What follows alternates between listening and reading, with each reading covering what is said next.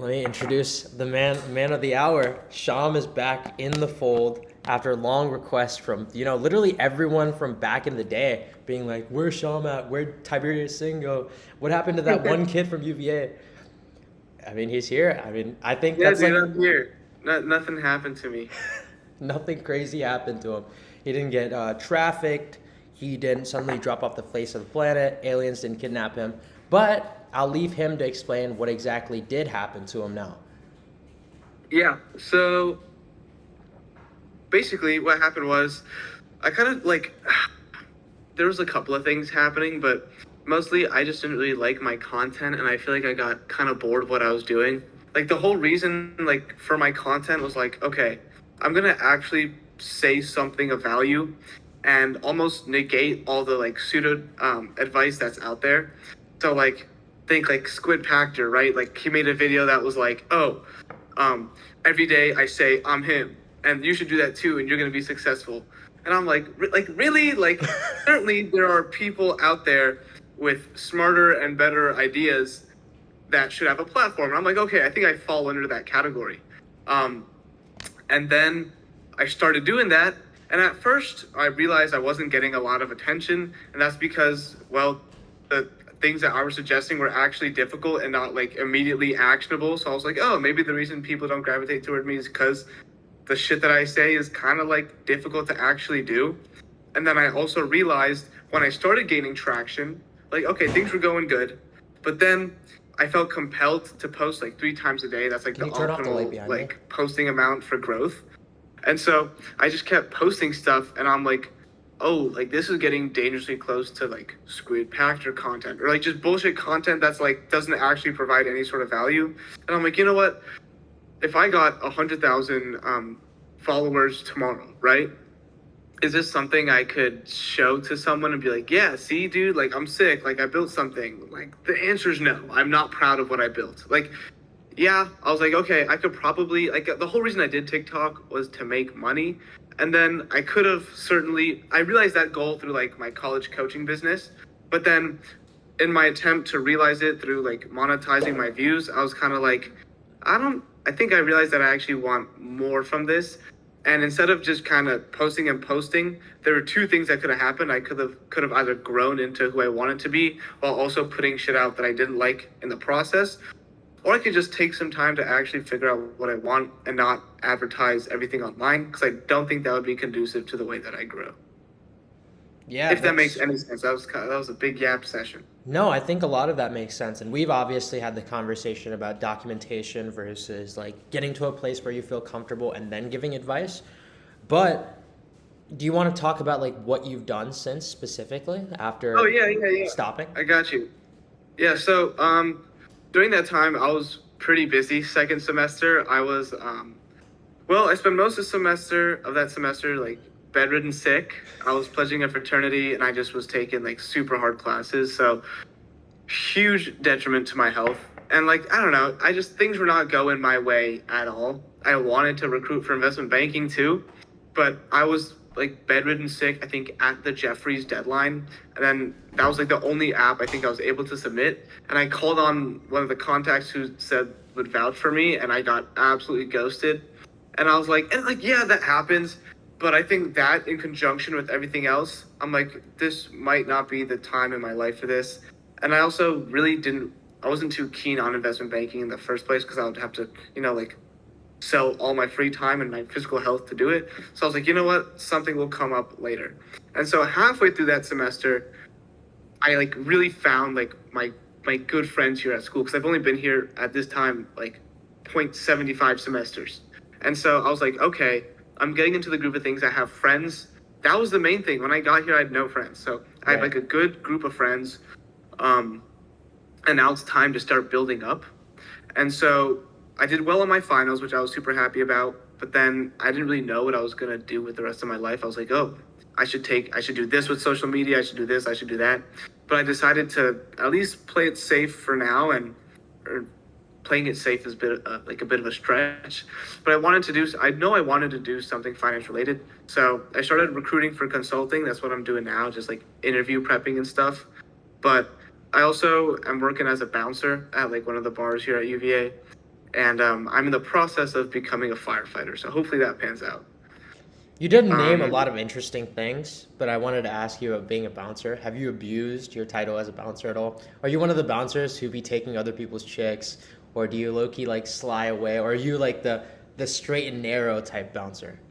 Be I honest. feel like I'm definitely straight and narrow. I think I would have liked to be like the not good bouncer, but I feel like I'm like, like this is my school. I should probably just be like that nice bouncer that everyone likes, and I think that may bode better for me later on. But also, like, you never know who you're talking to. So I was like, I'll just be nice to everyone, and hopefully that pans out. There have been people like, okay, bouncing is funny because there will be people who you're just totally cordial with, and they'll find a way to turn you into the enemy. Mm-hmm. And there's times where people are being stupid and they deem you as the enemy. And Mm-hmm. then there's times where people like, well, where you just like snap at people and you're like, yeah, I was kind of an asshole there. I don't know why I did that. Yeah, no, I feel Um, that. like I remember like my first shift, I was working as like I was on like the back door, and this is also where like a lot of the bathrooms are, and there's very specific rules for the bathrooms. Like they could be 4 dudes in the bathroom at a time, and then like as many girls as they want, like can be in the girls' bathroom, but the door has to stay closed. Yeah, checks And out. like there's this one dude and this short kid. He was like, oh my god, like this kid was like, bro, just let me into the bathroom. And I'm like, what the fuck do you think is gonna happen if I let you in? Like, just everyone's just gonna stop using the bathroom and let you go? Like, it's full. Like, you cannot go use it. And Right. it's my job to keep you here. And he was like, dude, it's not that deep. And I'm like, it's full. I can't let you in. And he goes, oh, I know. And I'm like, then fucking stay there. And he like got all pressed with me. I'm like, I don't know what you want from me. Like, there's no winning this. And that part gets kind of annoying, but you can't please anyone.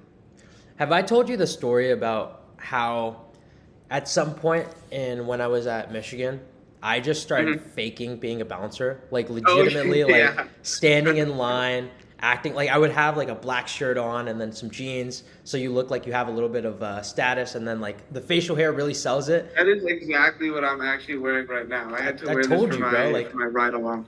and if you give them like a little bit of a menacing stare as well, they start Right. believing that you're a bouncer. And then as long as they see you from farther back in the line, if you ask them like IDs, immediately hand you, because like why would someone Right. ask you for IDs, right? Just like Exactly. fuck with people. Now that hasn't bit me in the ass yet. I've also made a little bit of money from it, but it Oh was yeah, a yeah. fun I little saw that gig to bit. do from. No, that's funny as fuck. Are there like a lot of student bouncers at Mish? There's actually no. I would say like maybe some of the other bars, but our main bars like Skeeps, Rick's has adult bouncers as well. So it's really just Rick's and Skeeps. Outside of that, Jug, Blue Lep, they all have student bouncers. Gotcha. You guys have a lot of bars. Like, how big is the bar scene at Mish? Actually, not really, bro. We have maybe 4 or 5 max, realistically. Okay, yeah, that's exactly what it's like at UVA. It fucking sucks ass, especially now. If I go back from Austin back to Mish, it's just gonna be like, bro, no options. It's Yeah, crazy. honestly, like I kind of like the bar scene at UVA. Like, it's annoying because if you fuck up, you're gonna get stuck in a line. That's not gonna happen to me anymore for like the rest of my college career, which is nice because Yeah, obviously like all the bars work under like the same company. yeah. But yeah, it's a little bit annoying, but like it's quaint, you know. It's like everyone knows like the bar culture, which I kind of like. Do you want to talk about how it was for the transition from your old school to your new school? Because I feel like Oh yeah, back when you were making content, that was like a pretty big part of what you talked about. yeah. So I hated UC San Diego with every fiber of my being. Like that is the worst school ever. Just no And I'll explanation, explain. nothing to say, just Like, fucking okay, hate UC San Diego. no, it is the worst school. The best way I could describe it is you just feel. I felt so lost there because you go there. A lot of the kids are fucking weird. Like that's a horrible blanket statement, but it's true. There are some amazing kids at San Diego. I have friends that I still have from UC San Diego, but it's like an undergraduate class of 30,000, or maybe there's 30,000 per like in the freshman year. I don't know, Yeah. but it's like an absolute wave of like NPCs, like the kids that you see like in your high school with like green hair and who all play like League of Legends and wear flip flops to school. Fossil. That is the whole. That is 97% of UC San Diego, and the rest is like kids in Greek life. Mhm. But even Greek life is so small there that even a lot of those kids are fucking weird. Yeah. Actually, that's kind of rude. Half of those kids are weird. Yeah, yes. I think people in Greek life would also agree with what I said. Okay, that's fair. But yeah, I was like, okay, socially, why the fuck am I here? And then like it was just depressing whenever I left my dorm. Like I loved how the campus looked at first, but I didn't realize like how much I would learn to disdain the modern like Microsoft Office looking campus after like 6 months. I thought it was so sick at first. Then I was like, okay, I low key like it's just every day I wake up and the surrounding area of UC San Diego is beautiful, but the fucking campus itself is disgusting. The people there, I do not like looking at them. And then it was like, oh my god. And then like you look down the road. I was in this one school, 7th College, which is like one of the further dormitories, Mm-hmm. and it's just like the whole school is just like a clusterfuck of like brown and sage. It's just not a pretty campus at all. Damn. Again, you when you're done with class, if you go to the golf course, which I do, I've gone there multiple times. I've like looked off like there's a huge cliff and then the Pacific Ocean. When you do that, that's beautiful. I love that. I also loved going off campus with my buddy because he had a car. It was actually surprisingly cheap to bring over a car. I wish I did that. I think I would have had a much better time. But I was like, okay, this is not my place. I'm not going to make a lot of friends here, partially on purpose because like a little bit through the school year, I'm like, fuck it, what's the point of making friends? I'm going to just like grind apps. But then in the beginning, I was like, okay, how many of these people who want to be my friend do I actually want to be friends with? Yeah. And it really only ended up being like 4 people, one of whom I'm really, really still close friends with. But yeah, like UC San Diego, I feel like I had direction, and that direction was just leave, out.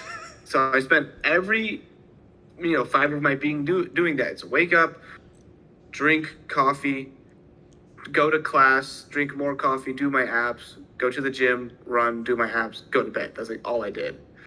Maybe like watch a couple of awesome YouTube videos in between there. Yeah. And then after that, when I got like that summer going into UVA, I was like, oh my god, finally,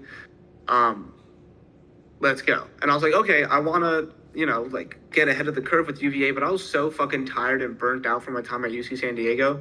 I pulled up to, I visited UVA first before I accepted my offer. Then when I did, I didn't really make like an effort to like meet people on like those like forums and shit. I was like, yeah, whatever, I'll figure it out. Like I'm tired at this point. Mm-hmm. And so I get to UVA and I'm pleasantly surprised. Like the people here seem pretty cool. They're pretty nice. And I looked around and I kind of realized over, I want to say a month and a half, I'm like, okay, I'm not going to immediately fit in here, but I'm going to fit in the sense that these people are the kind of person that I want to be. It's Right. like, okay, these people are like smart as shit, but also like have fun. Mm-hmm. And I was like, okay, I kind of want to be like that. And so first semester, it was hard. I'm not going to lie. Like I did not like, I liked that I was at UVA and I knew that things were going to take a turn for the better. Mm-hmm. But being a second year and being a transfer did kind of suck because I didn't really have any friends at first that I knew from first year. So that was really rough. I didn't have like that orientation experience, which I mean, I know I didn't even have that at UC San Diego. UC San Diego didn't have like an orientation like that. So I was like, okay, I didn't get to experience the freshman excitement that I wish I had Right. at UVA during my freshman year. So first semester, it was cool. I just knew that there was a lot of things that I should be doing that I wasn't.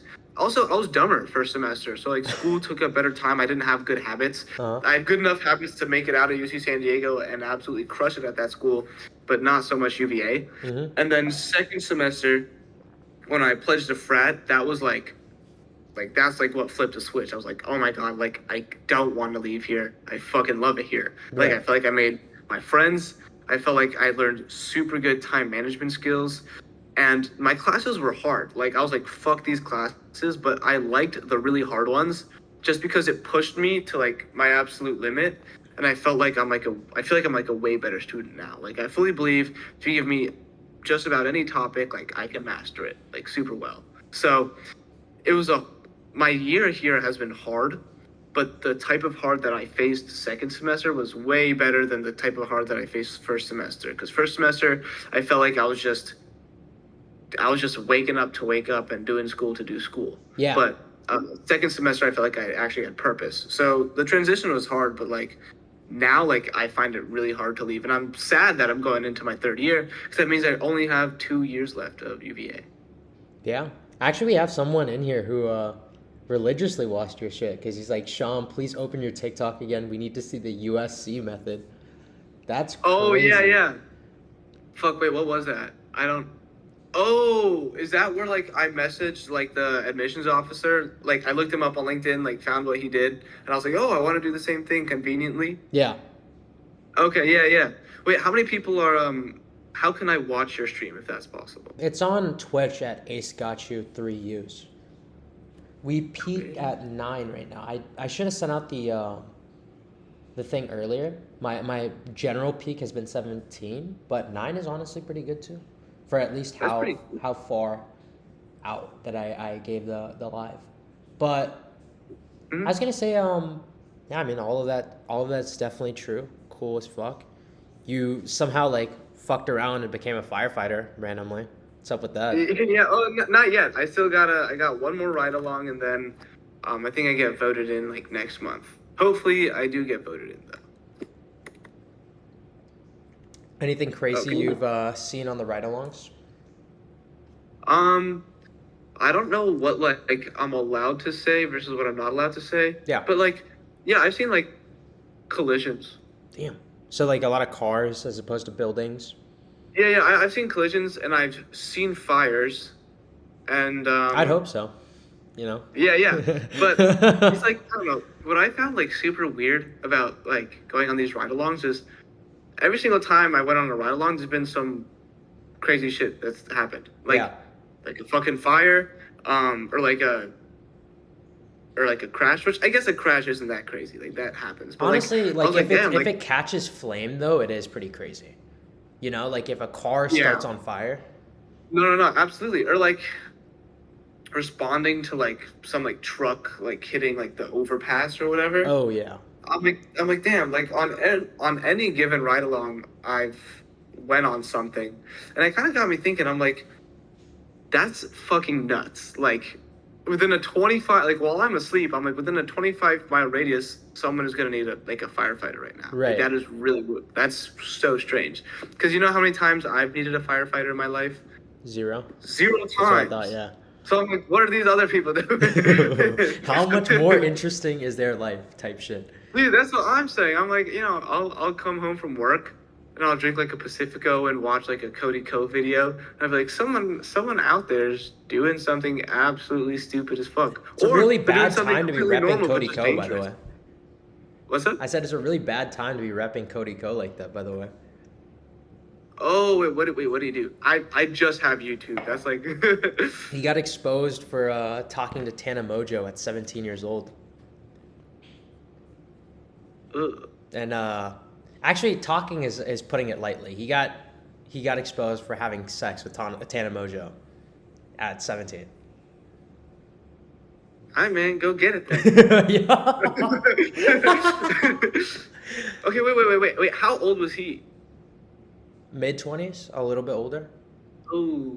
Yeah, it's not tight at all. Yeah.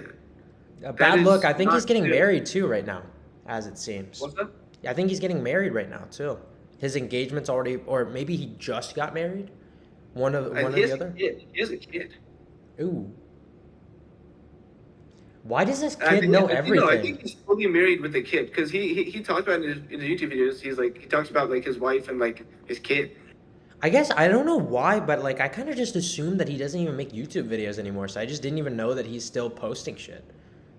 Oh no, he's going strong. He's still doing like that's cringe. Oh really? Reacting to the button, if you know what that is. So like with Noel as well. I have no idea what that guy's doing. Oh, he's not with Cody anymore? No, like his YouTube channel is like him and his wife like reacting to stuff. Do they do Then the podcast anymore then? they still do the podcast. Okay, Yes. so I guess just change of pace. Also, the Cody Co's music. He has really good music. He makes house music. Like I listen to it like in the gym, like in the car. Kind of glazed, bro. I don't know. No, I love it. I think it's funny as shit. No, actually, I've heard a lot of people talk about Cody Co was literally never part of my life. Like even as a kid, I never indulged. I'm not gonna lie. Dude, you should, man. But dude, that's fucking okay. I feel like, all right, if you Yo, don't put me in a situation. no. I'm expressing my opinion. Okay, if Okay. Tana Mojo was 17 and she fucked Cody Co when he was like what 20s, you can't just 26, now that 26, he's married, 27 I'm gonna now. expose him for like internet points. Like, come on, dude. I would just say like first strike, having sex with Tana Mojo. I think that's like a Yeah. pretty bad first strike. So he's like doubly, Right. you know, like getting with Tana, number 2 when she was 17. That's like the order that I put it in. Yeah, like you knew the risk involved. Also, she's like not like a good person. I'm pretty sure she's like No, she's a very, terrible like, person. Like I agree fully. Like I think that she's a scumbag of a human being. But nonetheless, like if you're gonna do it with Tana, you should expect it to come out at some point. right. Yeah, no, you're totally fair. I think that's totally true. But honestly, like I don't think why can't we all just forgive each other? You know, like bygones be bygones, dude. That shit was a break ago. Yeah, it has been a minute. Honestly, bringing it up when he as he's getting married to his wife is kind of crazy. You know? Like no, it's like I don't think Cody's at fault, dude. I think it's like really Tanner, like why gotta go and do that? Like you do that shit on purpose. I think that's fucking dumb.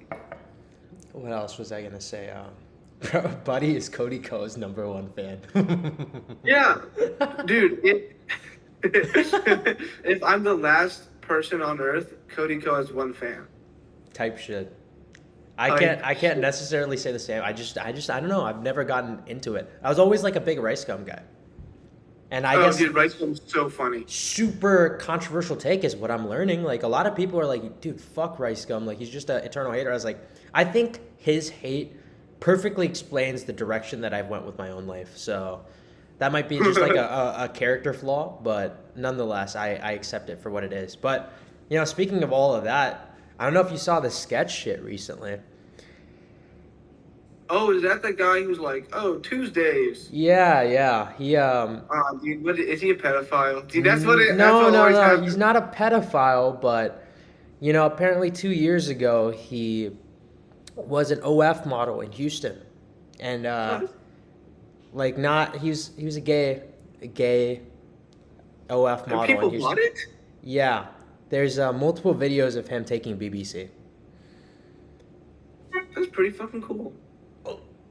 I saw like No. a crazy video of I didn't see. Okay, so like what happened was my friends dropped a link in the group chat, and like the thumbnail of the group chat link was like a BBC on his face, and I was like, that's. Oh wait. I did Ooh. not want to see that. I did not want to say that. Dude. And you know what? Okay, One of my also, friends said, that Sean. was- I just did not expect you to be like, out of all the things that you said that this guy did, I did not expect him to be. Yeah, no, and that's why it was so out of left field, right? Because people, I originally assumed it was fake because it's like such a crazy thing to accuse someone of, and for whatever reason, he said he was struggling with addiction. He was struggling with like, you know, like financial instability, and I was explaining to people, I was like, you know, like financial instability is like a real thing. Like you go into fight or flight to the point where you like I think people forget where people were in the past because we have these new social norms that protect us. People were doing some like crazy things to survive in days gone, correct? So like, Oh yeah, absolutely. you know, whatever the case may be, right? Like in medieval times or whatever. But because we live in a different day and age, people forget like, yeah, people will do some crazy shit to survive. And I think he was being very clear. Is like, yeah, that wasn't exactly me. Like addiction, poverty really took control of me. I found my way out of it, and then I realized that really wasn't me. But like I think it's kind of weird how people are like forcing him to accept quote unquote his sexuality because I don't necessarily think that he. I mean, I don't want to speak for him, obviously, but like from how he describes it, I don't think that even he sees himself as gay. It's just that, Right. given his circumstance, I mean, crazy nonetheless, but Crazy. I can, in some weird, unique way, I could see how someone could be driven to something like that, if that makes sense. No, absolutely. I don't think I would. Shyam and Ace He- collab with Sketch. Never mind. Is he straight? Or does he at least say that he's straight? Like, Yes, like till this, there was no. You have to understand, like the person who exposed him as well knew exactly what they were doing, right? It was. They exposed a man who has a primary male demographic audience, one that watches uh, football, plays Rainbow Six Siege, listens to rap. those fucking male kids who are typically like probably like more edgy, like oh, like Yeah, and like, homophobic. like more kids who are like very anti what he was doing in the past. So to bring it up is kind of like, trying to end his whole career essentially. Honestly, I think that like I think sketch take like doing gay stuff on camera was actually better for this world. Allow me to explain. Now, there's gonna be fans of his, like like edgy teenager kids who think like homophobia and racism are like funny, Yeah. and um, and they're gonna stop watching him. There's gonna be a select few, but I would argue that there's maybe a good majority of his fan base will stay loyal to him because his personality doesn't change based on maybe his sexual endeavors in the past. They're probably still gonna watch him, and they're gonna be like, wait, it's actually like it doesn't matter what someone's sexual orientation is.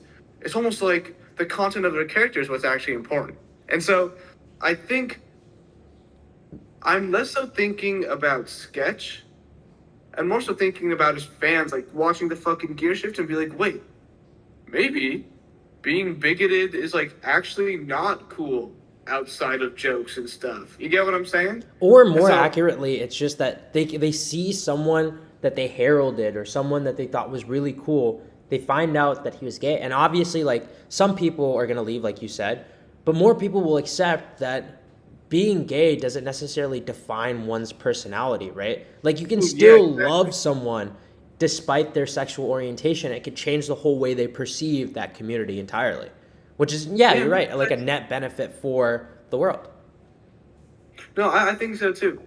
But also Albeit, like, like you have to remember his whole thing, right? Like, he's probably suffering through somewhat of an identity crisis insofar as, like, not that he doesn't accept what he did in the past, but, like, like some level of shame, right? Because he doesn't accept that that was him. Like, he's very adamant that that wasn't him. He was going through a right. different time, different situation. So that also kind of comes off as bigoted in a way. Like, not, and maybe not intentionally, but I get what you're saying. there's like a stigma associated with being that where he's like, yeah, that's not me. That's literally not me. If that makes sense. Right. So like there's that as well. No. I think you're absolutely right. Um, I think if he just conveys like, yo, like, it's okay to be gay. It's just like I'm not. I just did that because I was like hella down bad for cash. Like, Hmm. I think it's all about the delivery, not to like dismiss being gay as some like bad thing. Right. But dude, like, it's also important to realize like everyone's life is actually really fucked up and weird. Yeah. Like it's not it's not super like cookie cutter. Like oh, well you see this guy, he's totally normal.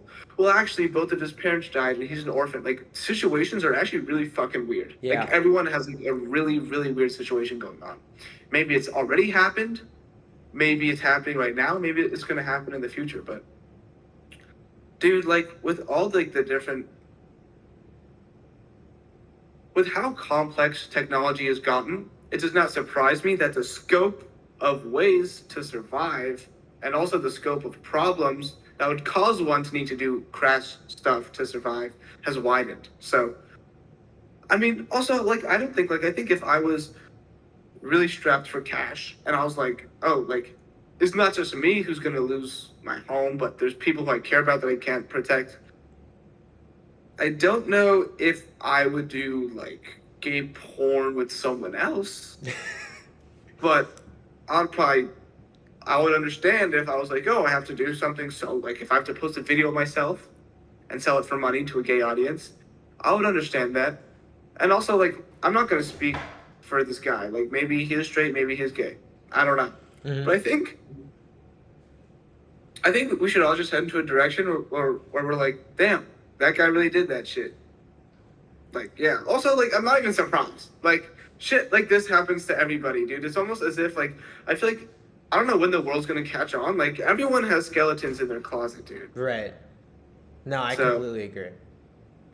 like, and I'll say, like, even, like, okay, like, my content, right? Mm-hmm. It was, like, I'm not necessarily, like, ashamed of it. I was just like, I don't really like where I'm going, and I should probably take some time to figure that out. I do want to come back, but Mm-hmm. staying on topic, like, when I made TikToks, like that was a fucking really weird time in my life, dude. Like, there's a lot of like, it's not just financial, like, oh, I'm poor, so I'm making this video. Mm-hmm. It's also like, I don't know who I am, and I'm making this video, and a lot of things are weird, and I'm spending a lot of time alone. And this is what I think is right. Like, when I was making those videos, I was like, I gotta make bread, right? And I was like, this is the only way I know how. Like, or not even. It's just like, oh, this seems like the easiest way. But then, and I thought, oh, it would be fun, like content creator, money, and then also I didn't have any fucking friends at UVA, so who's gonna like make fun of me, I guess, for starting it. Mm-hmm. And I also didn't have any, I didn't have anything tying me down. I'm just a student, so like, why not, right? Right. And I'm fortunate. I'm glad I did it because obviously, like now I'm here talking to you, Right. and I think something pretty useful is gonna come from it later on. Um, But like right now, I'm not doing it because I'm like, I'm at a different time in my life. Not a better point, not a worse point. Well, I think right now I'm at a better point in my life than I was first semester. In But general, like, yeah. I don't think it's like, oh, I'm in a bad place. I'm gonna do social media. Or I'm in a good place. I'm not gonna do social media. It's just like I'm in a place, and that place is different. So like people just express themselves through weird things. I also think like you may notice like maybe you're like I remember first semester, I thought I was a social guy. I was so like clammed up. Mm. Yeah, because I was nervous and I was in a new place, but also like I was in a different place. So it's like all of your behaviors are completely dependent on just where you are in life, and it affects you in a way that you can't really comprehend. Right. I would say actually a lot of people start social media through inadequacy, right? Disbelief or not exactly aligning with the friends that they have, the environment that they're in. I know for my fact, like I literally started social media because I wasn't happy with the situation that I was because I had somehow gotten into my dream school, but getting into my dream school didn't necessarily translate to my dream life. So my thing was like, how can I best align what I have now to where I want to go? And the realization was to meet different people. How do I meet different people? It's through expanding my network online, most probably. And I think that's a similar story for a lot of people, whether it's a breakup, a failed business, a marketing scheme. Like it comes from some level of wanting to gain something and changing your current situation. So I don't think that what you were doing at that point is necessarily irregular from a lot of people who just genuinely do post content. But we always had like so many talks about how I feel like social media, sometimes even just general isolation from your community, can very much just feel lonely. Like when you're trying to, in a transition period where you're trying to figure your life out, it doesn't feel right to put anyone in because you don't know if they'll stay. You don't know if you actually genuinely like their presence. You don't even know if you'll vibe with them. So you kind of inhibit yourself a little bit thinking like, oh, like I'd rather just do this comfortable thing than go out and do something new. Oh, dude, yeah, no, completely. There's also times where like I'll go to like a business frat rush event and I'll talk to someone and then they'll be like super short with me because they just care about getting into the club and I'm like, all right, dude, like you're a fucking asshole. Like why? Right. You're like you know like and I'll think like, oh, is it me? Like I'll just next time I just won't talk to the person I'm sitting next to. Then like fuck that. Right. You know. And yeah, I think like something I'm starting to realize is like this is gonna sound so corny, but like Like, just be you every time. Like, be energetic and also be you. There's gonna be people who just fucking don't like you no matter what, and there's gonna be people who love you no matter what. There's gonna be people who fuck with you based on like who you are, and like it's so much easier said than done. Like I say it right now, but there might be times where I'm like, you know what, like, well, I might see someone that I'm sitting next to and I might want to make conversation, but I'll think, you know what, that person probably doesn't fuck with me, and then I just won't say anything, right? Because that's what's happened before. Right. But then there's also other times where the opposite, where like the opposite has happened. But I actually got a question for you now. What's up? Because you mentioned like, oh, you started like online, like an online presence because you like you wanted like a different set of friends. You wanted to be surrounded with a different set of people. Right. Is that correct? So, if let's say, like instead of applying to college, right? Like to put yourself in your dream place, you're a senior in high school with the brain that you have right now. You could either go to college or you could be part of like I don't know, some like fuck, how would I describe it? Like a social media like incubator program where it's like you'd be connected with like the influencers that you want to work with. You already have your following and like you can build from there. Would you do that? Why or why not? Honestly, it's not even a question. I definitely do that because it's just that Really? what I wanted. I realized that if I could go back to when I was picking colleges my senior year, it wouldn't have mattered what college that I had chosen just because of the certain caliber of people that I wanted to meet, not in terms of intelligence, not in terms of opportunity. It's just that the subset of people that I'm trying to meet is so niche that I don't think just a simple change of location would have made it. It's quite literally just what I've gotten myself into, right? Because even when I went to Mexico, I only went to Mexico with one other social media influencer. Everyone else was doing different things. But the vibe of the group, the people that I met, I genuinely like, for the first time, I don't want to say ever, but it like felt very much unique. I just genuinely felt like I had met people where it was easy. Like I felt like in every other facet of my being, I would always tweak certain parts of myself to fit into places. And that's why like the be you is so important, right? Because if you change yourself to be amongst other people, then you will always end up playing this character. So whenever you get validation from those people, you don't accept it as acceptance of yourself. You see it as an acceptance of this character that you're playing. Oh yeah. So finally, when you meet people where it's like second nature, you didn't even have to, because at this point I didn't have to impress these people either because they knew exactly where I was come from. They knew like why I was there as well. So I could be somewhat like authentic. And these people, like it just, there's no other way to put it, but it just felt easy. So I guess answer that top line question, yes. Dude, I fucking love that because like what you experienced is kind of like I guess what I felt like when I like joined my frat. Like when I first like joined, I was quiet as fuck. Like I wouldn't say anything to anyone. Like I'll go to dinner duties, like whatever pledge bullshit I had. Like say hi to people and just like do my own thing and like leave. And I'll think like, what the fuck is wrong with me? Like I'm in a brotherhood. Why am I not clicking with these guys? And then just out of nowhere, I was like, oh, I'll just be myself. So I was like, just being fucking stupid, just being myself. I was like, wait a minute, like these guys, like I don't have to try around these guys. Like these guys fucking love me, and obviously the love is mutual. Right. And I was like, oh shit, like I fit in here, and it was like that's why I'm saying like this semester I was like, oh, I'm so glad I came here, right. And like I'm so glad I rushed to frat because I think I would still be so directionless. And I obviously I loved your answer too, like. I'm glad that, this is seamless. Right, exactly. And I'm glad that you're finding your people because I feel like it's a lot harder to be like, to look around and be like, oh fuck, like my people are not here and they're not anywhere. So how the fuck do I meet my people? Like I feel like with me it was more straightforward. I was like, oh, my people are probably at UVA. And I came here and I was like, oh, okay, I was right. Like it took me a minute to figure out, but I was like, okay, I'm right.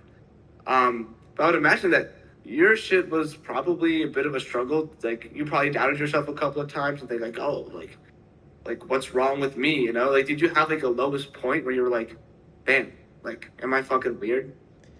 I just had a general lowest point. I haven't told all the details yet online, but that first semester of sophomore year where I was just like so committed to the social media grind was probably the most miserable point in my life because it felt like I was losing friends left and right.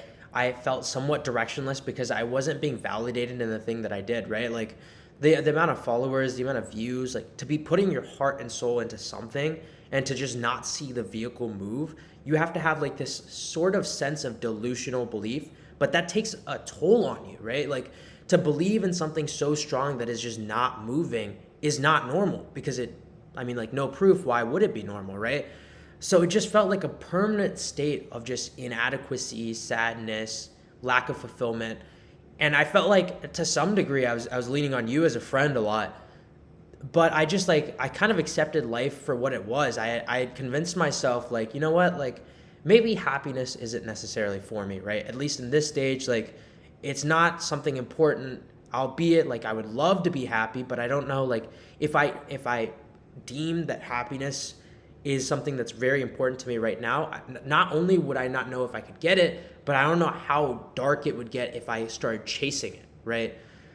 So at that point, it was just like I have put too much into it. I need to believe in what I'm doing here and now, and that was really the position I was in for like and people immediately see like that second semester that's catapulted growth, but I don't think a lot of people know like just the genuine amount of anguish that I was in for like a good 7 month period.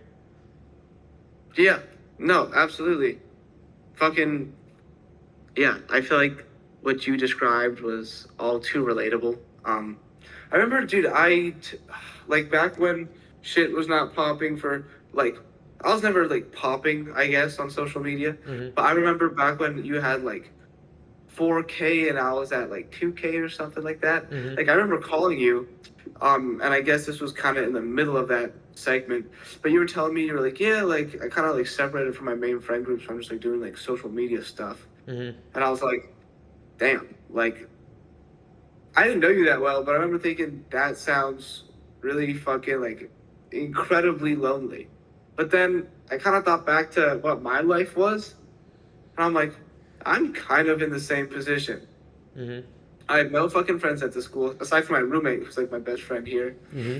Um, and all I would do is just go to class, fucking come here, um, do like my social media bullshit, and once I'd done everything for the day, I'd kind of just think like I would just like get in my own head and be like, what the fuck am I doing, bro? Like, there's a whole college campus out there that could be explored. I could be meeting new people, but I'm sitting in my room, just like thinking about what's wrong with me. You get what Right. I'm saying? Like figuring out what's wrong with my life. Right. Um, and it's like I know the simple answer is like, oh, go out there, but then what? It's like I Right. don't know what the fuck to do. Like I didn't know what to do. I felt stuck, and that was probably like the worst period ever.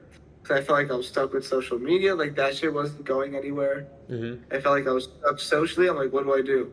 Like everyone's got their own friend groups. I could go to the bars again, but like my roommate doesn't even like going to bars. Who the fuck am I going to go to bars with? Okay, I go to bars with like the friend group that I like medium like, and but we're still not super open with each other. So whenever we go to bars, it's kind of awkward and it's almost like a competition. And Right. then I'm at the bar and I'm not enjoying myself because I'm like, what the fuck do I even do? And Hmm. whatever friendships you make at the bar are drunk friendships, and I'm just like, what the fuck was that? Right. So like I wholeheartedly feel the same way. But like, how do you feel about yourself right now? Where do you see yourself in like 1 year, 5 years? Do you feel like you've like solidified the friends that you've made? Like, what's on your mind nowadays, spiritually I'm and just financially really and happy, emotionally? dude. Like I feel like a new sense. I finally got a little bit of validation in what I'm doing, obviously, in March. And that gave me like it renewed my soul a little bit, is what I felt like. And I realized like what I really needed was just like you, a change of environment, right? I was like I guess I was desperately seeking for summer where I could finally go and do shit outside of Michigan because it felt like I'd been trapped in the place that I'd called like my dream city in my dream college town, right? And it was like And I want to make it clear. It's not that I didn't have friends in Michigan. I felt like for whatever friends that I had, I'd have to show a certain side of myself. But I didn't like the idea that I would have to like strip myself of a certain level of complexity that I had to fit within a group, if that makes sense. Because I think most people would suggest, oh, for different sides of you, for the working side of you, for the party side of you, for the personal side of you, you should all have all different friend groups. But that shit is draining because if you say I something, fucking hate that, dude. Like, yeah. sorry, continue. Oh, okay. Then honestly, no, finish your thought. Oh yeah, I was just saying, like, I fucking hate that. Like, I don't want to have different friends for different things because it feels like I don't actually have any friends. I just have people to do activities with. You know what it feels like? You know, Inside Out, like the Inside Out movie just came out. It's Yeah. like if someone was hanging out with different emotions of yourself. It's like, why the fuck would I want to separate myself out like that? Like, I think the beauty in who we are is that we come as this amalgamation of experiences that shape us in so many different ways that makes us so complex.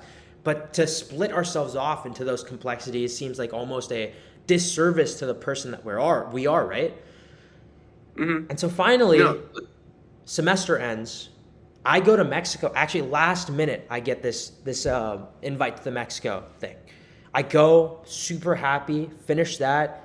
Before that, I went to DC for a class. That also was a little bit refreshing, albeit I didn't have that many friends through that program, but I just really like seeing the state or like, I guess the city of DC or whatever. And then I came to Austin, worked this internship for a month, met a couple cool people in my internship who also quit alongside me when that month ended. And just being in Austin, meeting fellow influencers, meeting random people, going out on 6th Street. I've went out on 6th Street multiple times solo, and I've made some of the best friends of my life that I hang out with on a regular basis too. So it's like, Yeah, that's cool as fuck, actually, going out solo. I've never done that before. I think that it's a very difficult thing for people to wrap their head around, but it forces, first of all, sales kind of changed my life. It gave me a certain level of confidence in speaking to random people, putting myself in unique situations, on top of the confidence that I had off of social media. So sometimes now I just feel invincible. I don't know if I told you, but I actually did street interviews yesterday for this one guy I met in my apartment complex. He does this thing called Cupid Dating. And he was also pursuing something social media related. I was like, yo, like, let me help you out. I understand social media a little bit, I think. So let's go out, let's do the street interviews. And you know, like that was easy too, you know, for someone who's never done a street interview in his life to be like, hey, can I ask you a couple questions for TikTok? It was that sales stuff kicking in, right? So I think doing new shit, dude, like people underrate what it's like to change the structure of your life. If you're unhappy with the situation that you're in, try to change the things that you're doing because it's unlikely that you're permanently unhappy, but rather you're unhappy with the state of your life. I completely agree. But I have a question. So, What's up? like, for example, if I could go and tell first semester me, like, what to do, I wouldn't know. Because I'll be like, I still, like, don't, I was like, thank God, like, fucking Rush came around because I would have hated myself. Mm-hmm. But, like, he was unhappy because he hated his life, but, like, he didn't know what to do. And I still don't know what I should have done back then to Right. change that. So, what would you recommend that he have done? I think first semester you need to do a little bit less reveling and more of just like action, right? Like if you are unhappy with your life, sitting there and thinking about it, and this is something that I always preached, but I didn't realize that I was literally doing the thing that I said not to do. Like I would be sitting there thinking about the state of my life, despite thinking if you're unhappy with your life, do something about it. Like literally Right. go put yourself in a situation, albeit like even me on 6th Street, right? I've went out multiple times solo and like 2-3 days that I'd went out so actually 3 days is crazy. Maybe 2 times that I went out solo, nothing really happened, right? I might have talked to some people here and there, but it didn't work out. And I had to Did you accept get like, hammered? huh? Did you get hammered? No, not really. Like I always am pretty good about drinking. Like obviously I'd get drunk, but like more than enough functionally drunk. So Right. it was at a point where I was just like, you know what, like, yeah, of course, like if I had just met my perfect set of people on the first night, what are the chances of that? That's infinitesimally small. Like, why would that happen? So I was like, Right. give yourself the room to fail, accept that failure would happen, but also don't let that result affect you. And that is something really hard to do, right? That's what sales helped me with, which is being able to deal with rejection in a way that doesn't and hinge upon the value of yourself, but gives you incentive that, oh, I got rejected. Good for me, right? Like that proves that maybe they weren't interested, right? And that's good because imagine they had led you on, especially in the sales process. Imagine if someone who had zero intention of buying your shit is just talking to you. That is the worst thing ever because they're wasting your time. But if someone who you talk to, they're like, oh, I gotta go, and be like, okay, like, cool, nice meeting you. Probably never see you again, but probably wouldn't say that, right? So you gotta accept, like, not everything is gonna work out. And if everything did work out, then it wouldn't be good. It wouldn't be as valuable, right? Because if it was so common, then it wouldn't be something that you placed any sort of value in it. Damn, dude. I've been thinking about this a lot, dude. That moved the fuck out of me. And I feel like because we had such a similar, albeit you transferred, I kind of stayed in the same school, but kind of felt like on my way out. You know, it was looking back on that that whole sophomore year, I wouldn't change anything. Reasonably so. That hard time, it kind of calloused me, right? Like it taught me that, you know, I always wondered, like, if push came to shove and I was put in a difficult situation, would I be like everyone else where I would let it control my life? And I can confidently say that I made it out. Like I despite having some of the worst feelings, despite being put in situations that people would do ungodly things in, I held my morals, my values, and I was able to say it, like, I will make it out some way, somehow, but I'm set. Right. Yeah, no, absolutely. I think also part of the reason, maybe at least I was so stagnant first semester was because, like, I would label myself as, like, confident, right? Mm-hmm. But, like, I don't think I was. Because I think I was maybe too scared to actually put myself in a vulnerable situation. Mm-hmm. But it's weird. I feel like obviously I was confident enough with myself to go out and do fucking Rush, right? Which Right. is like obviously a very, very much a vulnerable situation. You're going to different houses and asking these people to, you know, come fuck with you. You're like, do you fuck with me? No? Okay, you know? Mm-hmm. But it was like, I don't know. This is going to sound, I'm relating everything back to my frat, and I'm going to sound like Squid Pactor, and that's fine. But, like, it's so weird. I truly think just with anything, like, there's no way to speed run it. Like, you can't come to, ASU, UVA, UMich, Harvard. You can't just walk in there and be top guy. Like, that's not going to happen. Right. Everyone has to find their footing. And I think for me, it just took time. Like, I was like, you know what? Like, yeah, I'm going to go do Rush. And then I did it, and I was like, oh, this is great. And I have friends now.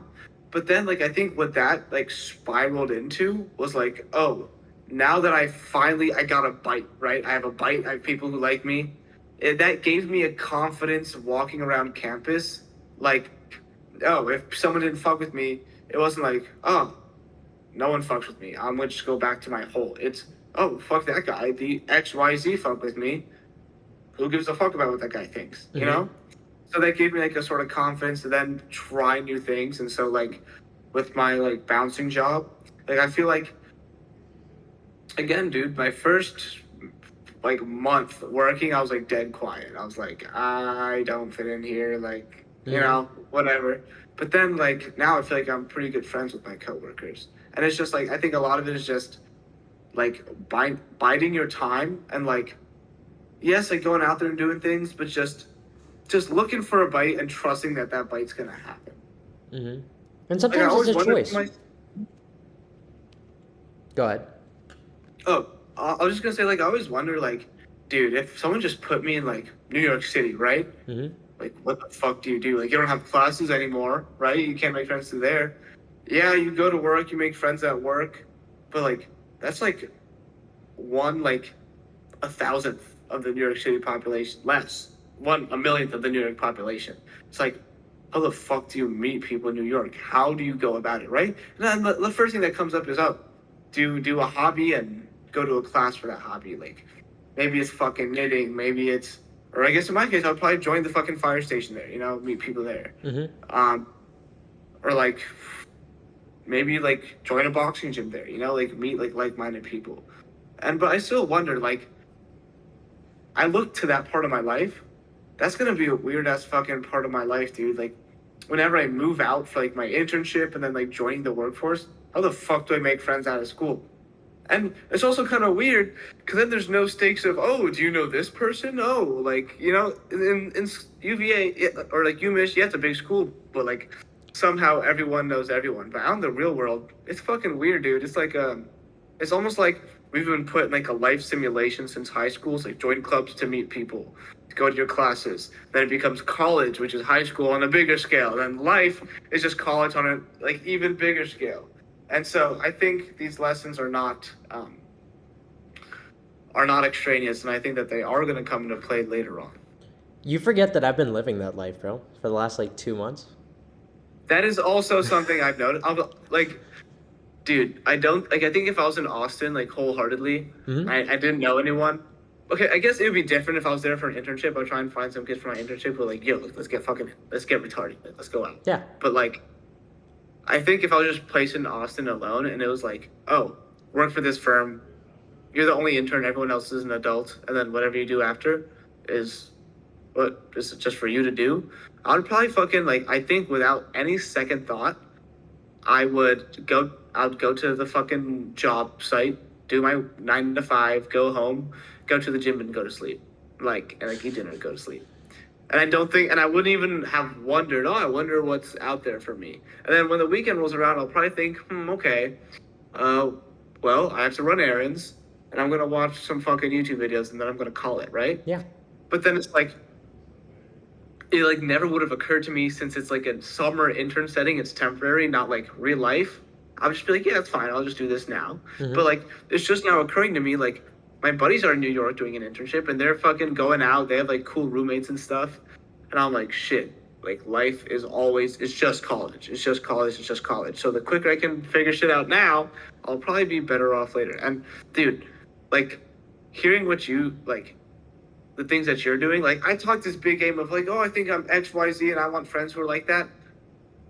Like, yeah, I think that of myself, but I know I'm a little bit more so on like the all talk side. It's like, yeah, I say that, but I still have my very like homebody traits of me, right?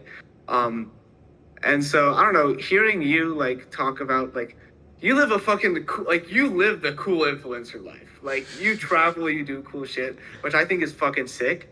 And it's kind of inspiring. I don't know, hearing that from you, and that kind of makes me think. I'm like, oh, if I really, if I'm about that, if I want friends who want to do the same things as me, I should probably fucking like drop my nuts a little bit more and like actually be about that.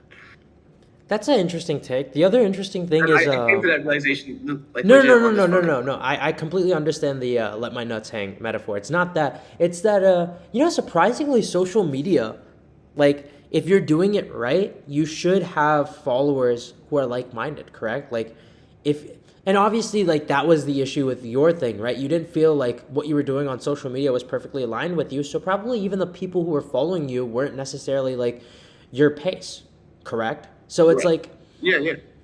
ideal in this world, even when I go out, right? I get DMs all the time about people being in Austin, right? Even when I go out, like on 6th Street, I have fan interactions all the time. I have people, oh, I'm in Austin working on 6th Street actually for a visa internship, or oh, I'm doing this internship, that internship.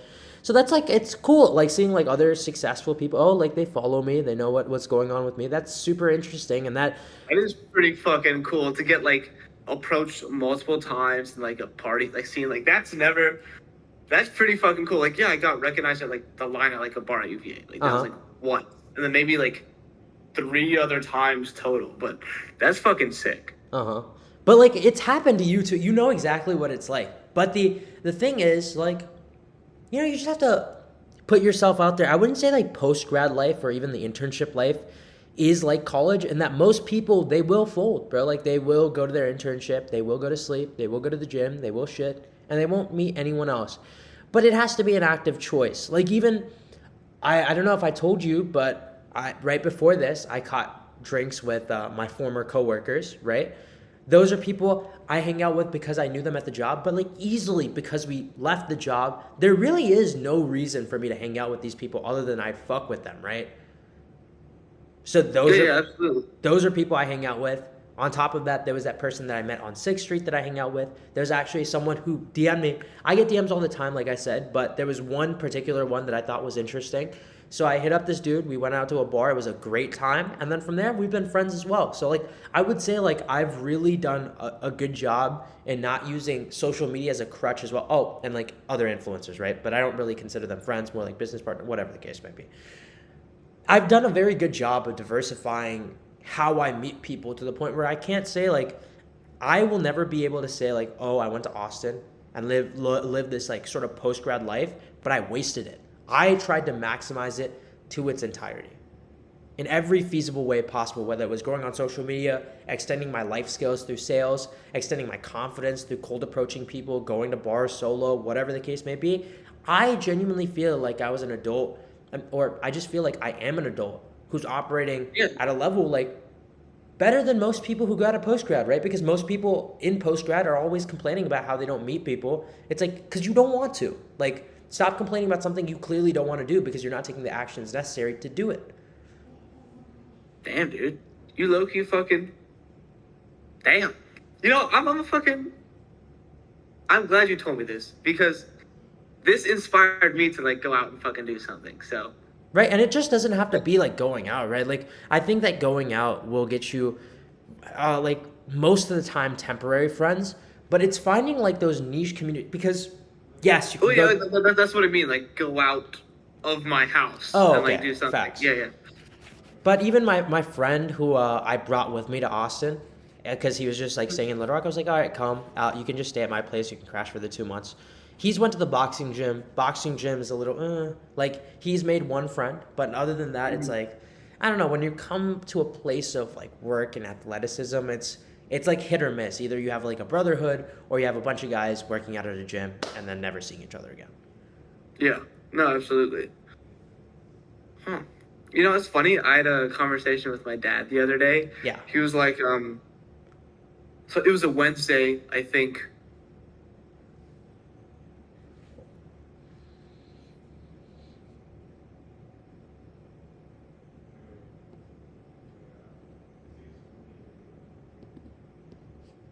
Oh, can you hear me? Oh, yeah. You just glitched out for a second. Yeah. So my dad texted me this out of nowhere, this huge paragraph. He was like I miss you, son. Like, want to just FaceTime or, like, do you want to, like, come home? And I was like, yeah, I should probably go home. Okay. Yeah. Like, I'll take off work this weekend and, like, I won't do a lot of consulting stuff. So I go home and I'm talking to him. Someone said Joe Biden moment. What's that? Someone said Joe Biden moment. Yeah, okay. I'm yapping and I'm spacing out. That's hilarious. Okay, I do see why I sound like Joe Biden. Okay. No, but it was just that because you froze, right? You froze in position, so it looked like you literally just, like, had, like, one of those moments where he, like, drools off. He's like, you know, when the and then just the mumbling. But yeah, continue. Yeah, so it was like a Wednesday afternoon. I'm sitting in my kitchen on, like, a stool with my dad. Mm-hmm. My dad is not sitting on the same stool as me. Right. And he's like, son, I've been meaning to talk to you about something. And I was like, lay it on me, Pops. And he was like, I want to talk to you about, like, your work-life balance. And I'm like, what do you mean? He goes, I think you spend too much time, like, casing, doing your consulting stuff. And you need to learn to have fun. And I'm like, Dad, like, I don't think you realize how fucking, like, not good this market is. Like, I could spend even more time working on consulting and I might not get an offer. So, like, what's the fucking point? You know? Mm-hmm. It's like, this is fucked. Like, I don't, like, I'm like, Dad, I do take time. I'm, like, meeting up with my friends tonight. Like, what do you mean?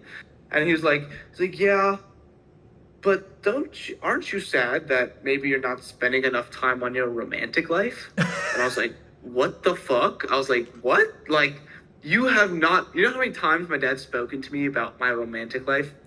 0 times. And I don't tell him about my romantic life. Right. The most he knows is, like, the girl I took to prom. And yeah, like, that's, like, all he knows. Mm-hmm. Back in high school. So I keep him in the dark on just about anything. I was like so caught off guard. I was like, what do you mean? And he was like, well, you know, it's important to, you know, like, have a girlfriend in college and stuff. It's, like, a good thing to do. And I'm like, yeah, you are right. Like, a lot of people do that. Okay, I'll go get one. And I'm like, yeah. And he was like, and so I was like, yeah, like I guess, like to be fair, like it doesn't interest me right now. Like Right. I would much rather like go out to bars, have myself a time, and at the end of the day, like this sounds bad because I there's been girls like over the course of the school year who I've liked, and I'm like, oh, I should probably ask him out to like dinner, right? But I'll think, I'd rather hang out with my friends or watch like Game of Thrones or something Right. instead of doing that. Mm-hmm. And so I really thought about this, and I'm like, well, I think my dad's right. I'm foregoing potential, possible like fulfillment, right? And so I'm like, okay, I'll go do that. Um, and he was like, and I was like, but dad, like it's the summertime, like, where am I gonna meet a girl, right? Like realistically, like I'm just fucking doing work here. I'm not taking summer classes like the people here on campus are. No one's like really going out to bars too much. And he goes, well, son, like why don't you like go out, right? He was like, just go do something. And I'm like, and at first I was like, damn, like that was weird. Like, why the fuck is my dad like? I told my dad, I'm like, dad, like like I'm not like yeah, I have fun over. I'm in a fraternity. I'll have fun over the semester. He goes, yeah, I know, but like I think you should get a girlfriend. He was specific about that. And I was like, okay, yeah. And I was thinking, I was like, you know what? There isn't really anything I do in my daily life to expose me to that. And I should probably make that change. But as a recent, and I know you said just do, don't think. I Mm-hmm. was thinking, like, what the fuck should I do? Like, I can't, like, I can't really go out because the bar seems pretty dead at UVA over the summer. And I spend all my time in my apartment casing, or like learning code, working at the bar, or like newlies is fire stuff, and then like just going to the gym. You get what I'm saying? Yeah. And it's like, huh, even though I'm doing like a lot of activities, I'm not like going out of like my way to meet girls. And I'm like, that's something I should probably do. But then just hearing about like your experience in Austin, and this isn't about girls, it's just about meeting people. I'm like, like Ace has a good head on his shoulders. Like, he might have a fucking point here. You know what I'm saying? So I think Mm-hmm. I liked listening to you because it kind of helped me make sense of what my dad was telling me. Kind of, I actually kind of disagree with your dad in a way. But then also, I'll give you two things on it, right? Hmm. I think that a lot of people have a rush to security, a real rush to the mundane, right?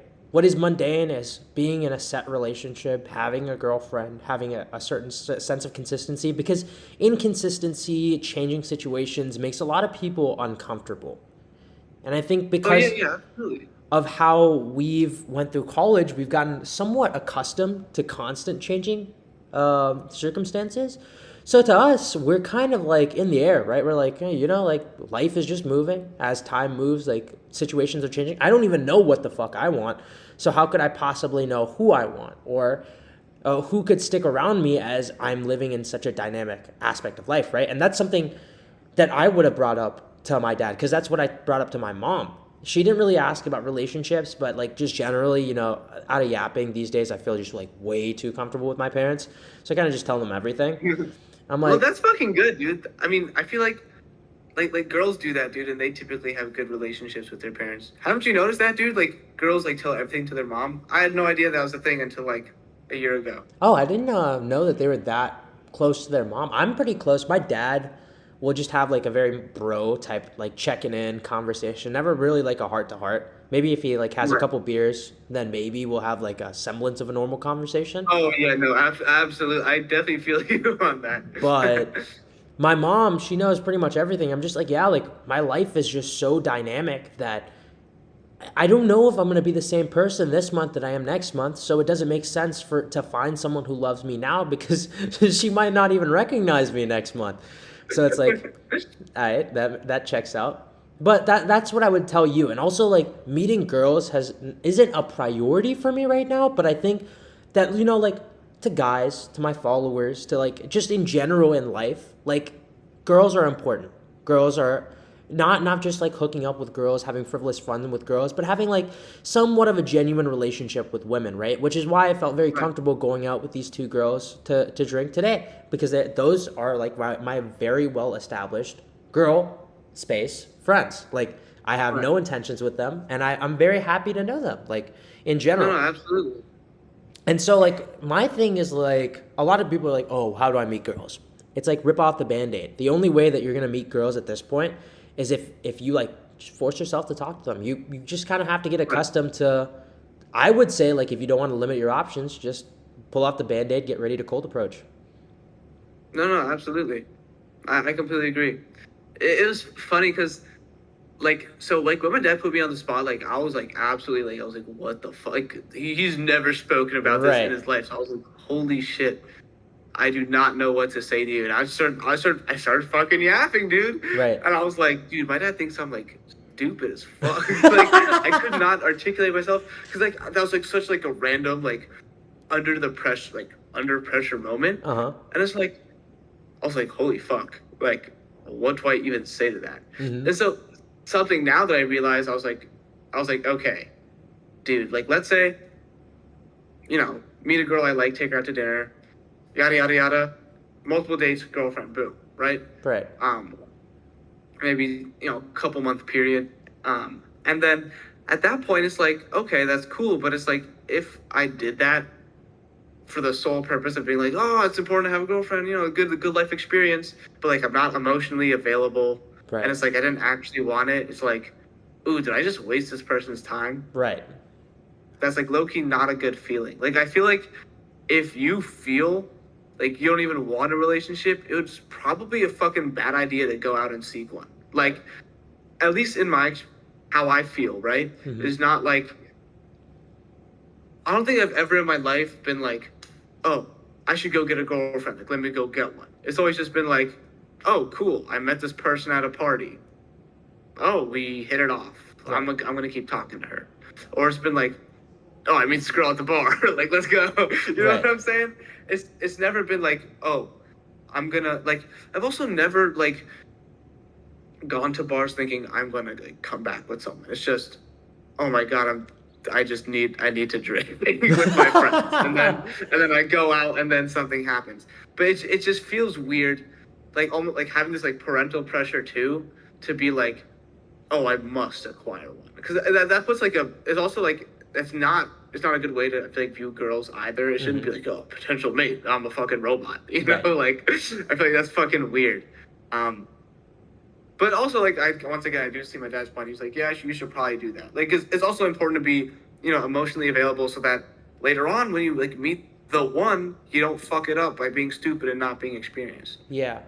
I don't think I have But, that skill set, bro. Like I think like after thinking about what your dad said, like I know how to take a girl on a good date, but I don't know cuz like my last relationship was in high school, so I don't know like the escalation of date. Like it kind of stops at like and this kind of fucked up, but it stops at sex. Like literally like after sex it's like a unjourneyed path on how to like lock her down, just be like, oh, like, what are we? Just like, I would always avoid that thing, right? But it's like more like, I don't know how to structure dates to the point where like I really, really get a girl that I really want to be around to want that. Because I think like it's relationships are two-sided, right? And a lot of girls aren't in that position themselves either. right. No, like, I completely agree, because it's like, oh, you could want to date this girl all you want, but maybe, like, she doesn't want that, and that's, like, totally fine. Yeah. But then you also got to look at yourself and be like, damn, I just took all that time to go do that, and yeah, I got to spend time with this wonderful girl, but she doesn't want to date me. And I just spent all this time trying to chase like a girlfriend, and I kind of let the other things that are important slip almost. You know what I'm saying? So that's something. It just feels like, I don't know, putting like a pressure to it doesn't feel constructive either. I feel you. Actually, in Austin, there was this one girl that I wanted like more, not like a relationship, because obviously I'm not living in Austin, but like more of like a long term, like I'd see you consistently type thing. Because like I was explaining this to someone else, being in the social media space now, and now especially in Austin because of seeing people recognize, not to be like a fucking dick, but like whatever recognition aside, like that No, is dude, something talking shit, that man. is important to recognize because now there is girls who will seek you out for your status, or more importantly, they just they want something that is not who you are, right? But this girl, it was like I Okay. liked her energy towards me. It felt like first time in a long time someone had accepted me for who I was. But the mistake that I made was trying to make this girl do something that she didn't necessarily want to do, right? Not in terms of obviously like sex or anything like that, but get her in Right. like more of like a long-term relationship when what she was looking for was very much something short-term, like, oh, we'll see her at a bar or something. If we see each other in a bar, not planned, then we'll hang out. But if not, then I guess whatever. Right. And it's like I don't really like that. Like I don't want to be in a position, especially considering like at this point any girl that I get with is a potential liability. I don't want to just frivolously have fun. Like I'll hang out with girls, but I won't really do anything with a girl if I don't know that it's gonna go somewhere. Because and that go somewhere doesn't have to be a relationship, but at some point it has to be like some sort of relatively long term agreement. Yeah, yeah, yeah. No, absolutely. And it almost feels like going back to what you said about the having specific friend groups for like different things. It's like it would suck to like for example, let's say you have a hard day at work and you talk to your smart friends about work. Then you're like, oh, you go to your party friends, you're drinking, you're telling your party friends about this. They're like, I don't want to hear that, and then, or worst of all, they can't even relate, and then you feel like you're alone. Yeah. And so it's like, I think it's almost the same way where it's like, oh man, I thought you like really fucked with me for me, but if you just want to like if you don't want anything long term, then it's like I can't even be myself around you because like that's not what you even care about. Like you're not interested in my problems. You Right. get what I'm saying? But Pretty it's like much. also like you need I don't know. I think you just need like an emotional friend, dude. Like It's just not a something fit, like bro. that. Like if she does not want that, then like realistically, even if she's the perfect girl in the world, you're not aligned on something that's very important. So you have to be Yeah. willing to accept that that's not what she wants and just move on. Like and you don't want to be in the position where you want her or you put her in a position where she has to do something she doesn't because that's just going to end up being a time waste for you, a time waste for her, emotionally draining. Like just, Oh yeah. like cut it where it is. No, absolutely, dude. I have a question. Where are you right now? Because you seem to be in this like vacuous room. There's no decorations. Where are you? I'm just in the living room sitting on the island, right? Like I'm sitting on the island on a Which is? fucking Are you in Austin or? yeah. I'm in Austin right now. Oh, okay. I didn't know because that looks like. Am I tripping? That looks like your Mish apart, like somewhere in Mish too that you Oh, used to okay. record. So actually, funnily enough, my Mish apartment and the Austin apartment I'm staying in is owned by the same parent company. So that's That's probably that's actually really fucking weird. But it's actually not, dude. A lot of the apartments in major colleges are owned by one large conglomerate. is it Graystar? Yes, yes, it is. That's who the fuck owns my shit, dude. Yeah. Wait, that's low key scary. Yeah, and they go like obviously it's like the parent company, right? So they all have different names. Like, oh, I shouldn't say my fucking almost That would like have been really almost like bad. anyway.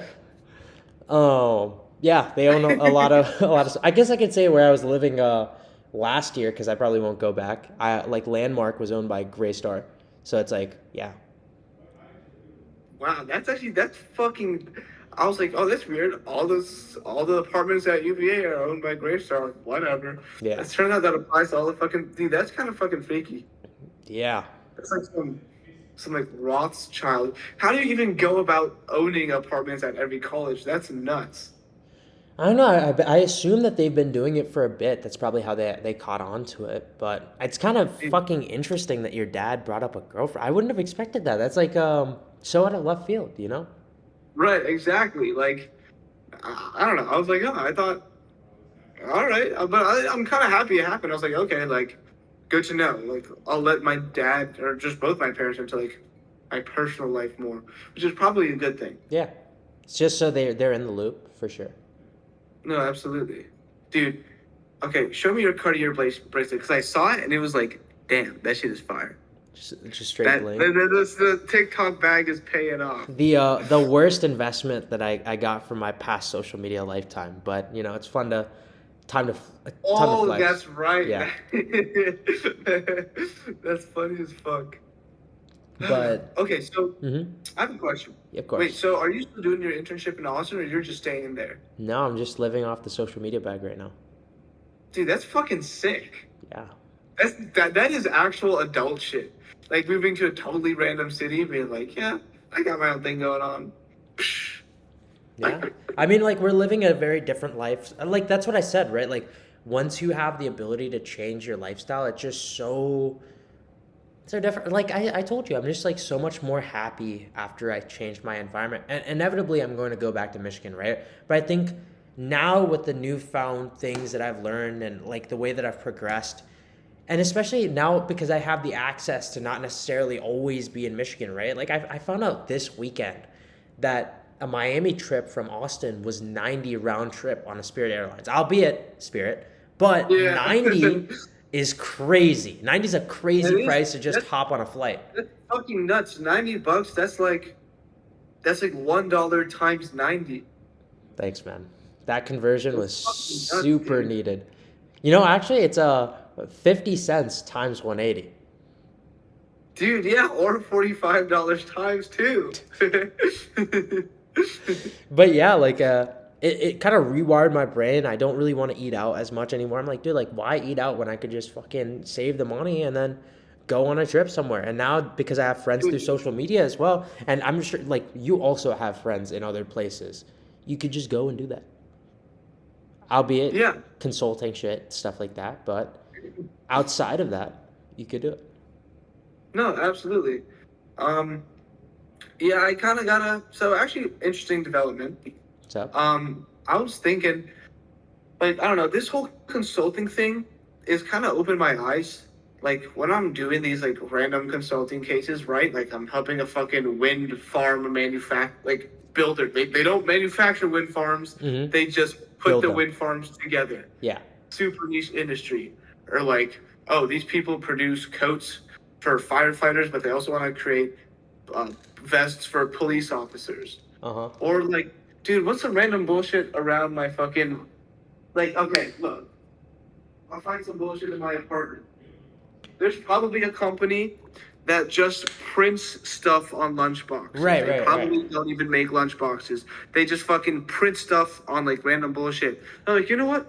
These boring ass fucking businesses, like, they seem to be making a lot of fucking money. Right. And it almost seems like if you're in the right place in the right time, you can get fucking bread. Yeah. But then also to that end, consulting case interviews, you're asked to brainstorm like different ways to drive like revenues up, right? Yeah. And so I was thinking back to my college coaching business, and I'm like, there is a real gap in the market that I've been able to identify. I'm able to, if I'm like working, like if I can find 3 people who need tutoring at the same time, I'll make fucking whatever 35 times 3 times 2 is. That's what I'll make in 2 hours.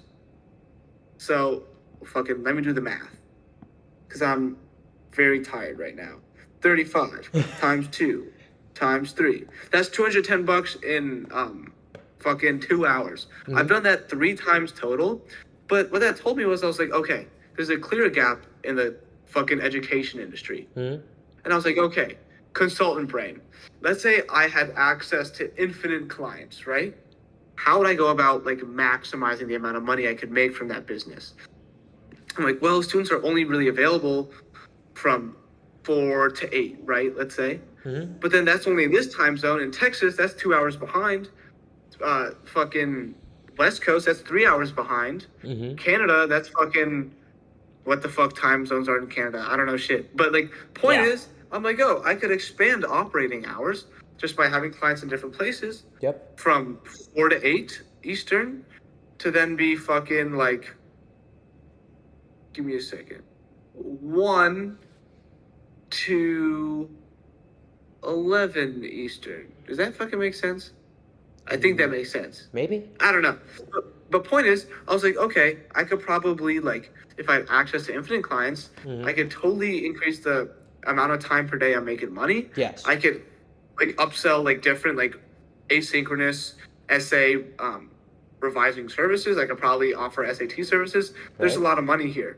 And so, like, I actually started just recently with my buddy. I'm like, what if we take, like, my stupid fucking college coaching idea Yeah.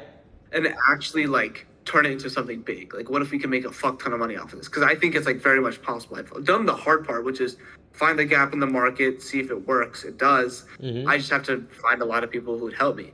And I started getting like a lot of fucking in light of like my consultant like heavy search history, I get so many fucking advertisements. It's like these Harvard grads are now advertising a webinar Mm-hmm. for getting into college. Mm-hmm. And I'm like, if these fucking Harvard grads don't have a job and their goal is to make money off of selling these college coaching courses or tutoring businesses through free webinars, that means there must be a lot of money on the table. And I'm way more personable than these guys. Mm-hmm. So actually, in addition to like, I'm trying to figure out how social media would play into all of this, and this has been on my mind for some time, because you mentioned like financial freedom and all that, and like that's something that's I'm always been on back burner. Mm-hmm. And during my time of TikTok, it was on front burner, whatever Mm-hmm. that's called. Yeah. But right now, it's been moved to back burner to focus on consulting. Right. I was thinking, fuck, it might be cool to get serious about this college coaching business, but to maybe decrease the amount of insufferable people, kids on TikTok who are like, oh, your year's not top 20, it's actually top 25. Man, you know, the type of people that I told you, like, I fucking, like, we both fucking hate. Fucking hate those people. I was thinking, I was like, okay, I'm gonna try maybe advertising to like parents on Facebook Marketplace. Sorry, not Facebook Marketplace, just Facebook ads, because they're super targeted. And I could probably make this business work. Then making social media come into play. I could maybe just talk about like what I do every day to make it happen. Right. And this way, I could also maybe get some clients from just talking about it, even though they may not have the highest spending power. Mm-hmm.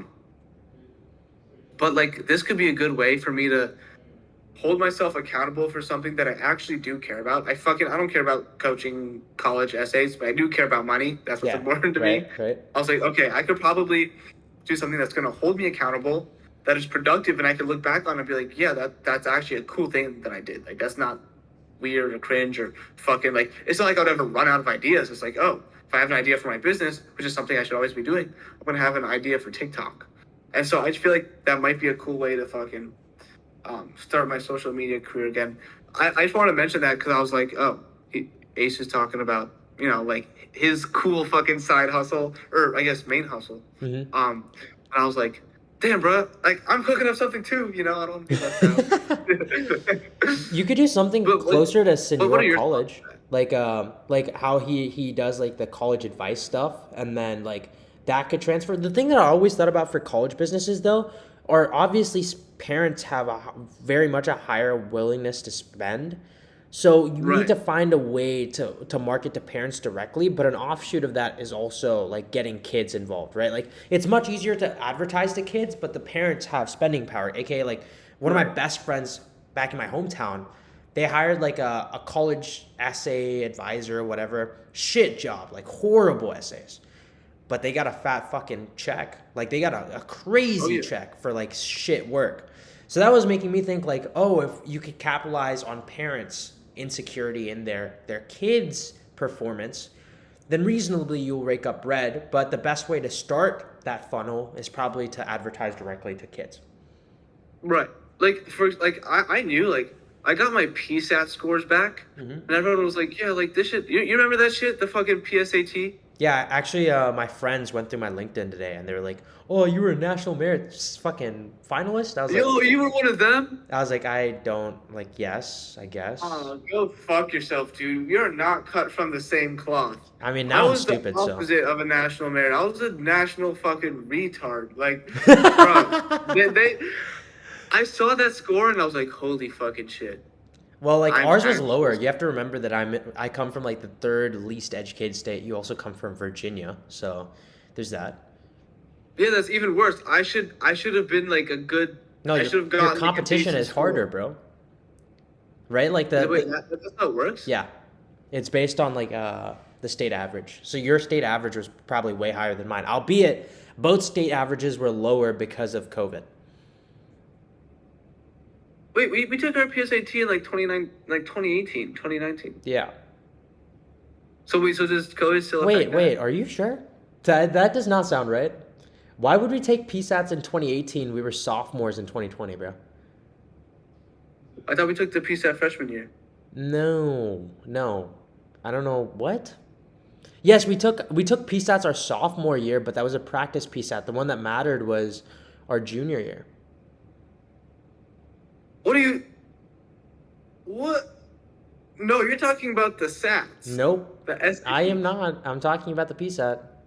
We took a PSAT junior year. Yeah. I don't know what. Maybe it was different in Virginia. We took it. Oh, maybe I did take that shit. No, because I wasn't even in fucking school. The junior year we had that was completely COVID. I didn't take a single Yeah, PSAT. we junior came year. in to take the PSAT specifically. What? Yeah. Like we were in like this we didn't even take it at school. We took it at this other school. For the PSAT, not the SAT? Yeah.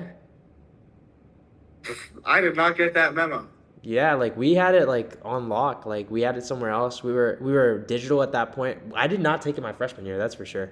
Or my sophomore year. Well, I think I definitely took it my sophomore year. Like with that, like everyone in school like took it. No The way. point is, Okay, yeah, Yeah. whatever the case. or maybe it was a practice PSAT. I don't fucking know. I thought the practice in PSAT was like, oh, practice SAT. No, this no, is- no. I think the yes, it does stand for practice. Maybe I think so. But like we had one time where it didn't matter, and one time it did matter. Huh. Okay. So we could feel out the test if you understand. Interesting. Okay. I don't think we got to feel it out. I think they just gave it to us. And That's so cooked. I was like, I don't know if this matters, if this doesn't matter, but I did not know how to do a lot of those questions. And I was like, my fucking results came back and they're like, yo, dude, like you're P-tarded. And I was like, damn, this sucks. And I was like, okay, I could just not tell my dad about this, but I was like, there's something obviously very clearly wrong with me. If I want to get into college, I gotta like lock in now. Yeah. So I go to my pops. I'm like, yo, I need help. Like, I found this tutoring place that like does prep, and I did it. The tutoring place fucking sucked. Yeah. I got in the end. I toughed out like I think a 1490, right? Damn. But I was like, dude, like, I don't, dude. The county where I'm from is like, oh, with that much fucking, with those funds dumped into you, you should be hitting 1530 at least, right? Mhm. At least that's what my peers were hitting. And I was like, well, now I do think, side note, this is my cockiness, or maybe this is just the UVA in me, but I think if I was given 3 months to study for the SAT, I could fucking ace that shit. I think I could get like a 1550. That's Like not something acing nuts. it. You have to No, I know it's not fucking acing it, you fucking asshole. But like I'm saying, like I think I could fucking kill it. Is what I'm saying. 3 months think to I get a could get 1550 is crazy, bro. I feel like you I have think to. I could. You would have to get like a 1590 minimum. 1590, 1580. Okay, fuck it. You know what? Yeah, I think I could do that shit. Okay, I think I'll need more than 3 months. But I think if I was given like a 5 month time 3 period, months? Like you would have to do like think about it, dedicated 3 months. You would definitely kill that shit. I mean, I'd hope so. I've maybe gotten dumber over college. So I just don't think I'm a good student in general. I didn't think I was a good student in high school, but I still thugged it out and made a 34 in the ACT and got like whatever. Oh, damn! So you were built like that then? I was not built like that, bro. Yes, dude. then- To fucking get a 34 in the ACT, you have to be constructed like alternatively. What else? The PSAT, I got like the exact cutoff to make finalist. Dude, Like- that's fucking nuts. That's still super impressive. Now look at me. 3.6 GPA? Fucking sad. Sad for a business major. You're my friend, but yeah, that's low key nuts. Yeah, I mean, it's pretty low. I've I've been focused on other shit, bro. What can I say? That's fair. Wait, but didn't you take a comp sci class though?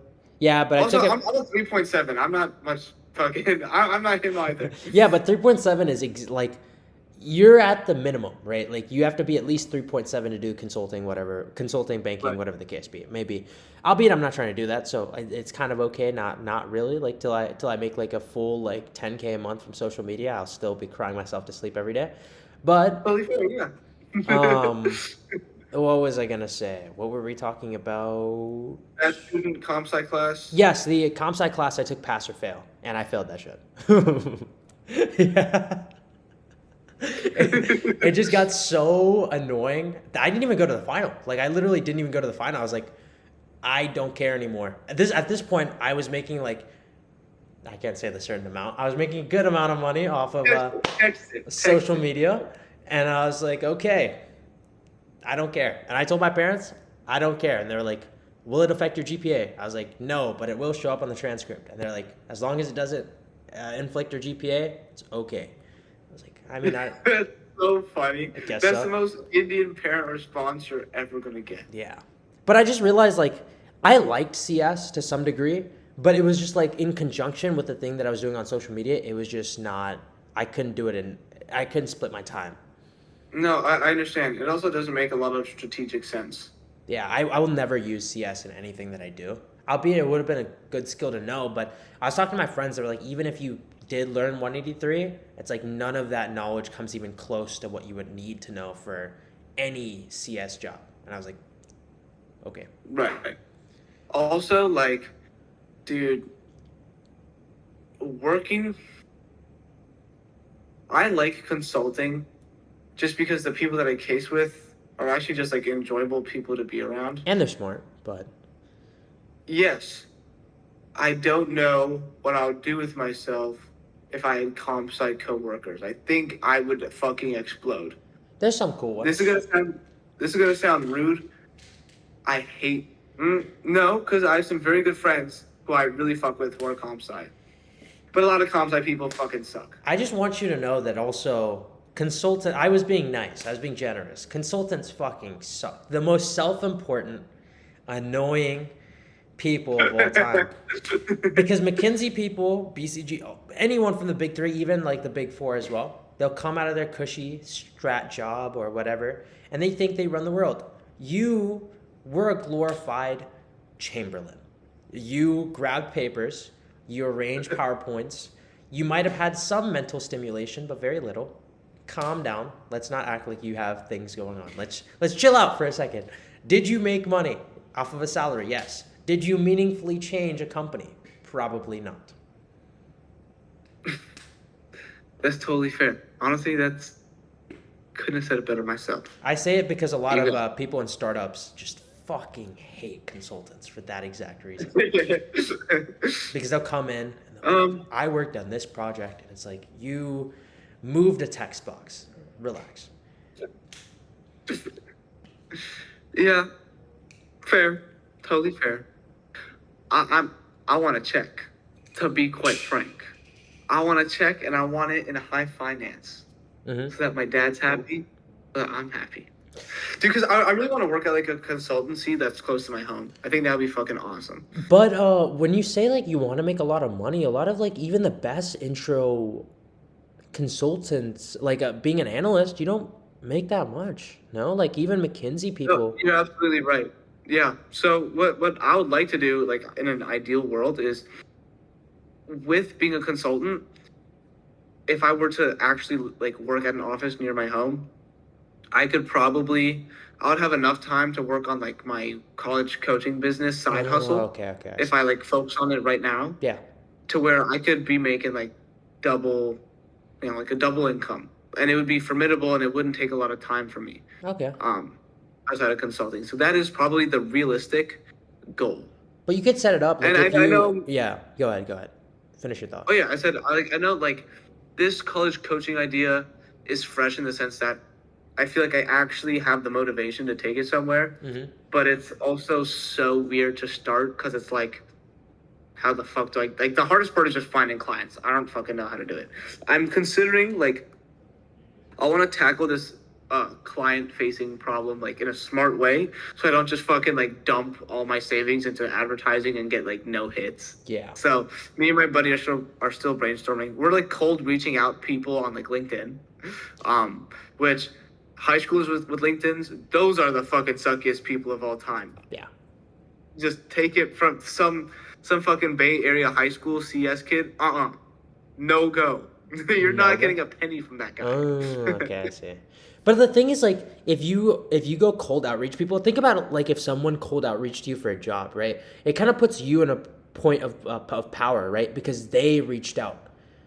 So if you have a funnel where someone else reaches, you want qualified leads.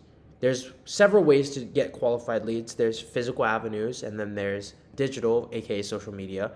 Social media makes the most sense because that's best for organic, but obviously you would want ads as well in places that parents, like, it's kind of like what I told you. Social media will give you the first bump that you need, but then after that, when you start making a little bit more money, you should put that money into targeted ads so you can get a higher caliber customer, if that makes sense.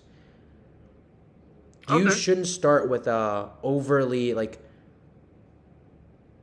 what am I trying to say? You shouldn't try with cold outreach. I think that just doesn't help you too much. Okay, yeah, that's totally fair.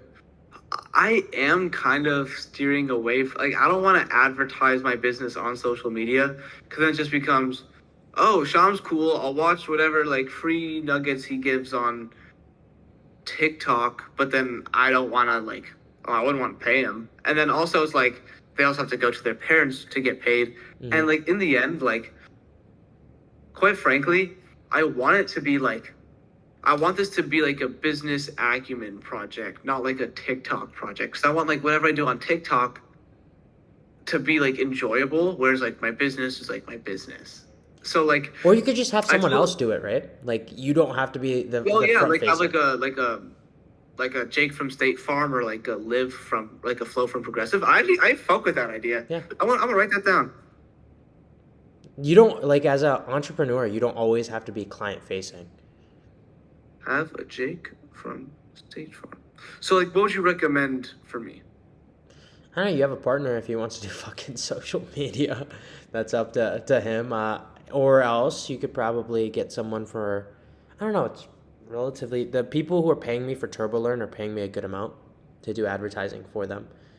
So. Oh yeah, wait. Tell me about that. What is TurboLearn? I remember I'm not on TikTok, so like, I obviously missed a couple of seasons. I need like the full recap.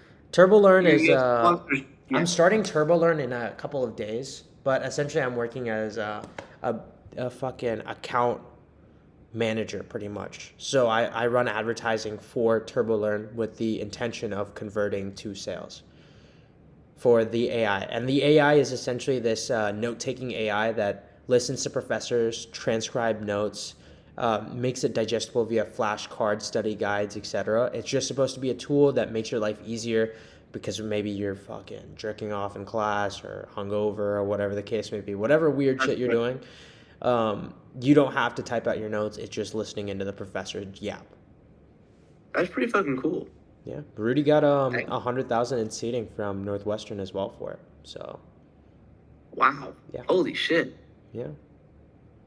Wow. Damn. Did you get to speak to like the CEO of TurboLearn? Yeah. I got it brought to me by Andrew, that Chinese guy. I don't know if you know who he is. He has like. Oh. Yeah. Him. Yes. He brought it to me. With the glasses. With the glasses? Yes. He's a co-owner. I think he has equity in TurboLearn. But he brought it to me. He's like, yeah, like we're friends. I think that you would do well. I was like, yeah, I mean, I'd love to. Like, if you give me this opportunity, like I will put my best foot forward. Albeit, like I told them that I would start a little early. And I've done a couple videos testing it. But as soon as like my thing starts, I'm like fully, once I start something, I'm like ridiculously obsessed about it. And that's like the quality of work that I want to put out for. I mean, like they're not just my employers. Like these people are my friends. I love Rudy. I haven't talked to Rudy too much, but from what I've talked to Rudy about, and I could always text him or whatever the case may be, it's a really chill dude. I obviously want his business to grow. So for me as well, I'm treating it as if I have equity in the business. That's fucking awesome, dude. Dude, that's something I want. Like you said, like you put your all into it and you like really want to do it. I'm trying to find that for myself. And it's hard, bro, because like I want to do it that way because that's how I would want an employee to be like, right? Like you don't want people who don't believe in the vision or have like subsequent goals or whatever that are not aligned, that are like taking them away from it. Obviously, it's okay for giving people room to grow or whatever, but you don't want people who aren't invested into what you're saying. So what you should be looking for is not only looking for skills, but gauging that person's commitment to the thing. That honestly, yeah, you're spinning right now. Thanks. I like that. I'm actually starting a business of my own when I go back to Michigan. We were talking a lot about the clothing brand, and Stop delaying the merch drop. I put that on hold because I have something new that I actually want to do. I'll announce it. And this is gonna sound like super left field for me, but you're just gonna have to listen to it. I'm actually starting. Actually, no, I told you this. I think I told you this, right? Oh, okay, I see where this is going. Yeah, I'm starting that run club in Michigan with okay. One of my friends or like a fellow creator, and I think like there's a lot of opportunity there. And it's not about the running aspect of it, it's about the community aspect of it, but running just happens to be the thing that can amalgamate a large group of people in the best way possible. And I want to create a unique experience in the place that I'm in to interact with the people that I interact with online in a physical setting so they can understand like me outside of the internet, right? Because I think that the internet will show you definitely a side of me, but at the end of the day, you don't know me, right? Right. And it also it talks about like essentially the thing that I wanted to do, which was like promote multidisciplinary success and achievement. And I think that that really reaches into the physical aspect of that because I also my goal for the rest of the year, as soon as August hits, I think I'm going to take a hiatus from drinking entirely and just like by next summer be in the best shape of my life. Dude, that's fucking awesome. You should absolutely do that. Yeah, because especially in the way that my life is going, right? Like if I'm really about to set next summer up to be just like a social media summer, I also want to feel good physically, not only mentally. That honestly makes a lot of sense. That sounds like a fucking good plan. Wait, so for the run club thing, do you have like a lot of supporters that you miss specifically? I have a lot of supporters. The co-founder, I actually reached out to a girl, and I finally got the confirmation from her today that she's like, yeah, I'm super down. Like, let me sit on it. Let me think about and I sit on it as in like let's brainstorm. Let me think about like the operations of this thing, and I'll get back to you. I was like, yeah. She asked me to talk today actually, but you know, my friend Shyam here, we're doing this. So I was like, how about you take a day or two, really think about what I told you, and let's hop on Thursday and really discuss about like because I want this to be a business. Because she was like, oh, should we make it a club through Michigan? I was like, no, I want it to be for profit at some point. But I want the running portion of it, right? Like the community aspect of it. Anyone can pull up. Anyone can do that for free. Hopefully, we're also giving away free shit through sponsorships. The monetization mechanism is completely different from that. But at the end of the day, I want this to be attached with my brand, right? I want people in my community to be like, oh, how can I hang out with Ace? How can I get to know Ace better? Oh, like if I'm near Ann Arbor region in Michigan, whatever the case may be, come to Ace's Run Club. We can meet Ace, we can run with Ace, we can get an understanding of who he is outside of the internet. And it opens up like a spot where like people don't have to be weird and stalk me, but like you know where I will be every Saturday morning. It's at this run club that I run. That's pretty fucking cool, actually. I really like that idea. Yeah. The president of UVA like does these things where like kids can like go on runs with him. Mm-hmm. So that's pretty fucking neat. Oh, and this is Like, pretty funny. I fucking hate running too.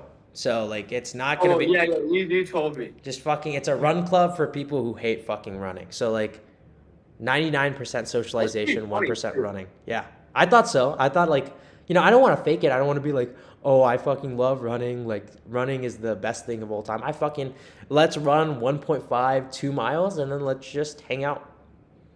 Dude, yeah. You're also probably gonna like attract probably the people that you want, cause like it's like, dude, everyone fucking hates running. Like, yeah, there's like maybe two people who do like it. Everyone else fucking hates it. Yeah, So it's no like, no 6-minute pace. Like we're not going to have a 6-minute pace group. right. Your So tryhards need to go somewhere else. Like we're not dealing with that. like you're definitely gonna find some chillers who are like, I should probably take care of myself. Right. I went on a run today. Let's go. Dude, I mean, like, fucking as much as I can say like, that. I realized I was like, oh fuck, like I low key drink like a lot of caffeine. I should probably like take care of my heart. Also, like sometimes like I get like nervous thinking about consulting and I feel like my heart rate go up. Yeah. So I'm like, no, I should probably take care of that shit. So I was like, okay, take some pre-workout, counterintuitive, whatever. It's my first. It's like day 2. Okay, give me a break. And so I walked to the gym, not drive. I walk. Yeah. 'Cause I can't park there after before 5 p.m. anyway. Yeah. Walk over there, go onto the track, start fucking running, dude, sprinting. Horrible mile time. Does Ooh. not matter. Yeah, it does matter. Like you just started. Give yourself a little bit of a break. I'm like, you know what? Okay, like back in San Diego, I could run like a 5:45 mile in Air Force Ones. 5:45? What? I was decent. I was decent. You weren't an athlete in a past life in high school or whatever? Like what? No, dude, I was just like in San Diego. All I would eat is like beef and grapes. Cause, okay, I'm not gonna say this on stream. But I'm just gonna text you. I ran out of my meal plan. Ran out halfway through the Oh, we semester. talked about this. Yeah, yeah, yeah. Right. So all I could eat was really beef and grapes and like protein bars. Um, and I was like, all right, I can't put on weight, so I might as well like lose weight. Mm-hmm. Um, so then at night I would go to the gym and then I would just like run like 4 miles or something. But I Damn. didn't have any fucking like I didn't have like good running shoes, so I was just running my Air Force Ones until like they actually exploded one day. And I went to like the mall and I got like Nike like Air Do Max. you understand how insane it is to run in Air Force Ones? Dude, They're my the feet most would flat-toed shoes of all fucking time. they broke. Yeah, I'm not surprised. I'm not surprised in the slightest. But But I yeah, use my grandpa's sneakers now. So a crazy change of pace for sure. What? it's nice because they're running shoes. So Oh, like okay, okay, I see. no, Because old people optimize for comfort, right? dude, they do, yeah. Yeah. Dude, I want one of those like like the Nike Vapor. Vaporfly Yeah, shoes. yeah, Oh, those look so fire. Like, but I know if I'm like, oh, I'm into running, and I buy it, like I'm gonna just wear those everywhere, and I'm not gonna yeah. stop running. Dude, the issue is like when something gets so popular though, I just don't want it anymore. So the second that I saw like so many people wear like the Nike Vapors to all those run clubs, I was like, you know what? I don't want it anymore. Or like maybe I'd want No. like a unique ass colorway, but not like the pink ones or like the orange ones because Oh, I feel like I dude, see them everywhere. yeah, totally. Dude, something low key meta on cloud. Those shits are fine. Dude, no, no, listen. This dude, bro. Because my dad, Something meta, the most commonly wore run shoe. no, but low key though. Like, okay, hear me out. Yes, So yes. like so my dad's like my dad is a fucking dad. Yeah, So he has three of the same on cloud shoes, like these right. black ones. Ugliest fucking colorway. He thinks it's the coolest one. Black is That's crazy, but fine. yeah. He has like yard work on clouds, nice on clouds, and like running on cloud or Right. like walking on clouds. I don't know. Hmm. So I put them on. I'm like, oh my god, this is way better than like running in Converse. Yeah. I started running like at home too, Bro. and so This dude's I was like, okay, diabolical, bro. Air Forces and then Converses. yeah. You're I, just 'cause I was finding the just like, oh, least optimized running shoes of all time, is what it sounds like you're it's doing. older, but I was like, oh, maybe like these shoes like make me work for it. I don't know. Like I go everywhere in these. Like running is just walking but faster, and I walk in these shoes, Mm-hmm. so this should be fine. Um, I put them bitches on. I was like, whoa, this is nuts. Like they're like responsive and shit. I'm like, I should get like a white pair of these. Mm-hmm. But I feel like I haven't seen a lot of white on clouds. On clouds, like I see like a lot of people get like, those fucking like fugly ass colorways, like the green and fucking purple on clouds Yeah, yeah, or yeah. whatever. So I'm like, dude. Also, I might just have to bring Boosts back as like a fashion statement. Because running an Ultra Boost, they're technically running shoes. They are technically running shoes. I feel like the white on clouds are the best looking ones though. Oh, you know, Like the they're so straight fire. white. No, I definitely want a pair of white ones. Like street running though, not like Yeah. fucking like off roading. Yeah. What's it called? All terrain running. I don't Trail know. running. I don't move like that. I don't really care about the specifics. Dude, trail runners? Who runs on a trail? What if you trip? Only You people hurt who your. go to run clubs like me, I guess. That sounds fucking. Wait, you're a trail runner? Like you'll run on like a. I mean, Like, I'm not a runner in general. I do not accept that label. So, okay, that's totally fair. Yeah, every time someone tells me that they're a runner, I'm like, oh, I hate you. I don't like I you at mean, all. like they hate themselves, so that's why they run. Yeah, they do hate themselves. I don't want that energy around me. I was If gonna someone says, say, oh, the fun thing is that if the run club gets big enough, I want to sponsor the Michigan boxing team, and on the back of the shirt, I want it to be like the coach, like a shitty drawing of a coach, and then he's just like, "Did you do your morning run?" And then the boxer like three dots, and then the brand, because like I feel like that's so funny, right? Like that's such a that serious would be problem in fucking funny, boxing. dude. Fuck yeah. Dude, that's awesome. I hope, wait, I have a question. So, What's up? your co-partner for the Runners Club, she has like she obviously knows about your brand, Hmm. but I'm assuming her brand is like way different from yours. What kind of synergies do you plan to realize from this M&A deal? She she actually has. I would say before I had more of like a niche Mish-centered audience. I feel like now because I've gotten bigger, I've branched out a little bit. But she has like what I used to have, like the direct college advice, strict college advice. So it's like partnering Oh, with is that what her. she's doing right now? Hmm? Is that what she's doing right now? Yeah, she does college advice. Oh, dude, now I have a competitor. It seems.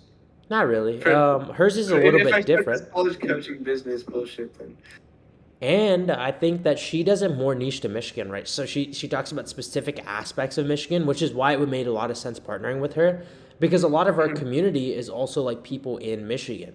So while I might have like a bigger following in general, she might end up having more pull because she has a lot of the freshmen like DMing her, asking her specific things about Michigan, right? So she's built in repertoire with new people on campus. And oh, new people gotcha. on campus, like we talked about, they want to meet other new people, right? So like Oh, that's smart. I really thought this through for sure. That's pretty fine. Wait, so it's like incoming freshmen are like talking to her, be like, oh, like, what do I do this? Like, what do I do that? Yeah. And so like the way it works is that she might end up supplying and I don't know how it might be, but like I'm hoping that she supplies more people than I would have had myself. And I'm sure she Right. will because she's a smart girl. She has a good relationship with the community, whatever the case. And I, because I know like all these, I've told you like I have an upcoming thing going on with Base Body Works, and Santa Cruz follows me. I think I don't want to announce it like that, but I will be trying to get Santa Cruz Medicinals to be like the first sponsor of the Run Club because I have like Is all the yeah, go ahead. is Bitch Bodyworks? Is that like the Dylan Latham fucking like? Yeah, yeah, yes, it Dylan is. Latham partnered with Base Body Works for his first product, but Okay, now because I don't know the specifics. Like that's just the last thing. Like you remember. I just know that group and like I word associated based bodyworks It with is that. that group. So Lance Baker is one of the people of that group. He private DM'd me about a couple And days he's ago. he's the haircut guy. Yes, he is the haircut guy. Okay, okay, okay. So building reputations with that because of like a larger following, I feel like I could bring in sponsorships, like really make the operations business side of it possible. She can make the community aspect easier for me by bringing in a diversity of people rather than a stereotype caricature of people. Right, right. Yeah, absolutely. So making it more of like a newer community rather than just my community. I think that's a fucking. It'd be really funny if there's like a huge divide, but between like the type of people you bring in and the type of people she brings in. I would cry myself to sleep. I would Like literally leave. it's and this is just a joke, by the way. It's complete, like, these characters are complete caricatures. It'd be funny. She brings in like these like super like lighthearted like girly pops, and you bring in like some fucking comp sci like Andrew Tate hybrid kid. That's so funny. They're just like, what the fuck? Just the weirdest clusterfuck of people. That would be so funny. No, I I completely don't think that's agree. what's gonna happen. No, I completely agree. But the funny thing is, like my audience is also diversified quite a bit. Like I feel like I definitely have a good amount of brown people following me, but I also get like a good amount of recognition from like, just like guys in general. Also like Dude, yeah. also a surprising amount of brown girls these days as well. Oh fuck, dude. Insane. Good for you, man. Okay, so now like whatever all the niche allegations there were, they're gone. Yeah, they They're love me, gone. bro. They love me. Actually, I'm having Avanish on tomorrow, which fucking. Oh, dude. Okay, fuck. Loki, I'm gonna tap in for that. When is that happening? That's happening at 8 p.m. CST, Central Standard Time. So that's 2 hours before. That's 1 hour before. So you're 1 hour before me. Or 1 hour after, I think. Yes. 1 hour after. Gotcha. So it would be 9 p.m. EST. Is when it starts, but I intend to end it 10. No. 11 p.m. EST, maybe 12 p.m. EST. It just depends on how it goes, but I have a lot of like bits scheduled. I'll invite one of them. Like I want him.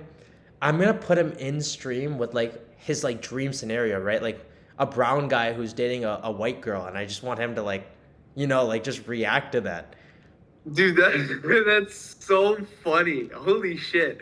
Wait, is this brown dude like your friend and you're bringing him on? It's a guy that I've talked about before, but I just let him know. I was like, yo, like, I'm doing this. And he's like, yeah, that's sick. Like, I'll come on. I really want. Oh, Uh, is he an influencer too? Like, is he big no, on he's just TikTok? like this kid who posts videos from time to time. He's not really like an influencer or anything like that. Okay, gotcha. I want to Oh, bring on. fuck. What's up? Sorry. I'm downloading TikTok again just so I could like peep your stuff too. And I accidentally like synced like Facebook contacts with TikTok. Oh, I that did is not not good. want to do that. Nah, I'm fine. It's fine. Continue. I was gonna say, I really want to get a white girl on there to see like what he would do, but like I also just don't. I'm not particularly okay with putting a girl in like a unsafe position. You know, like I don't want to make her uncomfortable. So any person that I would bring on, I would have to give them like a heavy disclaimer, like let them know, like, Yeah. because like this dude, like I'm bringing him on pretty much to exclusively shit on him, like Right. exclusively. But in the process, I don't want him to like Make hurt, other people feel like bad or uncomfortable like or whatever. scared and Yeah, shit.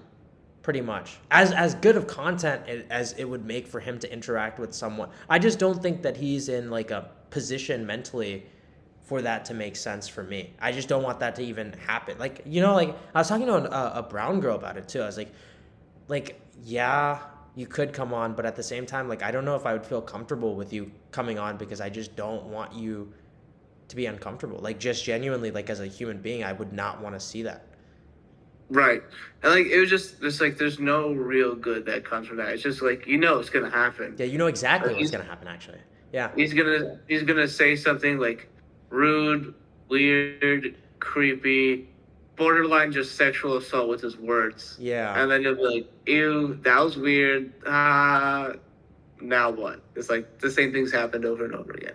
pretty much. Dude, that fucking picture that was in your thumbnail of him in like a bra, I didn't even know. I was like, I must have missed a couple of seasons because Don't worry, why we would he? all missed a couple of seasons because that came out of nowhere. Oh, okay.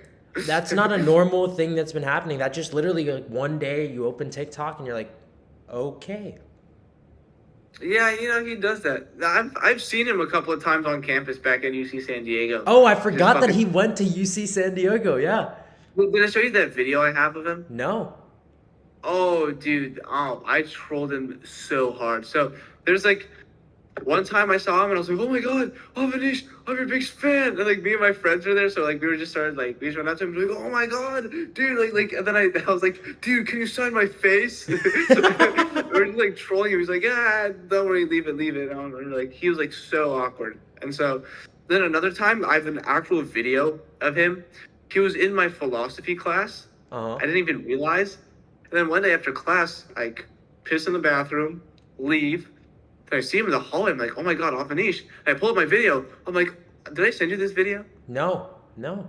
Oh well, I'll find it and I'll send it to you. I'm like, dude, Avanish, please freestyle for me. And he's like drinking water at the water fountain. He's like peering at me. I'm like, come on, like freestyle for me, dude.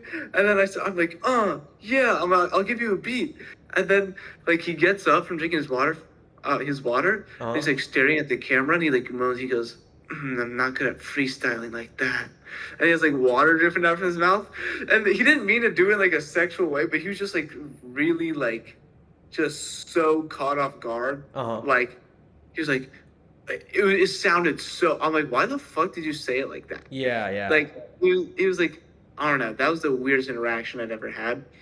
And then I remember my final day at UCSD is my philosophy final, and I'm leaving in 2 hours. I have to go to my fucking like I finished my final. I have to go pack, and then fucking dip to the airport in like 2 hours. Mhm. I finish, turn in my test. I turn around. There's one person left in the lecture hall taking this fucking class. It's Avanish in the very back. Mhm. And then so I go up to the very back because that's like where you know how lecture halls like they go Right. fucking Right. down. Right. I go up and I look at him, and he looks at me, and I just go, and then I fucking leave, and I'm like, damn, what a fucking conclusion to my Yeah. time at UC San Diego. That was the best. That was one of the best days of my life. Leaving that school. I was like, it was weird when I finished up and I was walking back to my like apartment. I was like, damn, dude, like this is it. That was one of the most cathartic experiences ever. No, I feel It you. was really strange.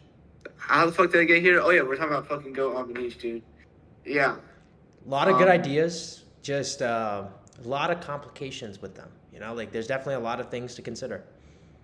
can you leak one of the bits on the stream? Is that alright with you? Didn't I just like leak like a bunch of Yeah. ideas that I have? Do another one. Do another one. I want to know. I'm very excited, actually. Oh my god. What else is there to even talk about with him at this point? Like, I mean, like, obviously, we got to ask. He specifically asked me to ask about his felony. I don't know why anyone would want to talk about a crime they committed, but nonetheless, that's something that he wants for himself, I suppose. Do you have a felony? Yeah, dude, he had a sexual harassment charge in UCSD. Oh, that's right. I knew the person he did that to. What? So she was in my club, the Sustainable Investment Group. Mm-hmm. Her, I'm not gonna. I was about to just drop her Instagram handle, but Probably I'm not not. gonna do. Probably not. Yeah, Let's not do that. but no, like super nice person. She's super cool, Mhm. and she probably won't remember me. I just remember like her face, Right. and like her first name. Right. But like excellent person. And I just remember she posted on like the UC San Diego story. She's like, "Yeah, this fucking freak off a niche like went up to me, started like harassing me and trying to talk to me. So like threw water at him and smacked him because I am not the one." And I was like, "Damn, that got me hype as fuck reading that." And I was like, "Yo, Did she file like a police report after? I'm assuming because it was a decently like I think I got the fucking like university alert too.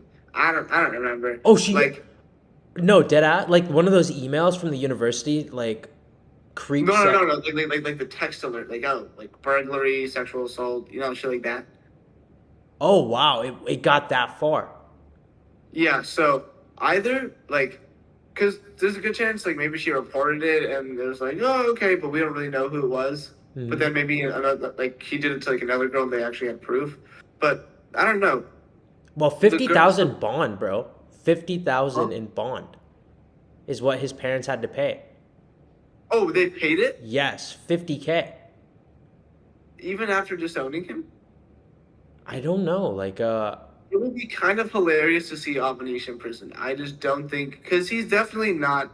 There's something not good in his brain. I don't know Like, what is going. I don't know how you could get to this. How could it get so far bad?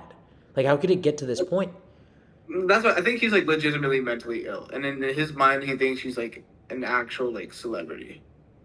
Like I do think he's mentally ill. A lot of like that. See, like, but that part, the idea of capitalizing off of like a true like obviously I don't know. I just genuinely have had like a probably like the most minuscule conversation with him, so I can't even diagnose. I mean, like even if I couldn't diagnose because I'm not like certified for any of that. But like Right. you can see how like there's so many things involved where it like really gets like conflicting for me. Where it's like You're like how cognizant is he truly? and if at some point during the interview I feel like he's so dissociated and mentally ill, like I don't feel comfortable continuing that. I'll probably end it Right, like right, immediately.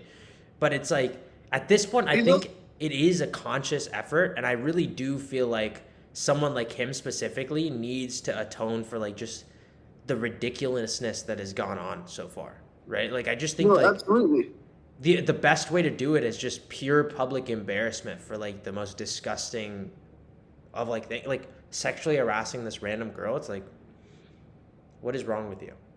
It's like it's different, dude. If you're gonna post weird shit on TikTok, like whatever, dude, you're not hurting anyone. Yeah. But like you've crossed the line. Also, like he's a fully grown adult. He doesn't have any like diagnoses. Diagnoses, yeah. He's had ample time to get this shit figured out. Albeit, yeah. I completely That's also nuts. Like, what is his relationship with his parents? I don't understand that. That's Also- that's actually a good question that I should bank in the log.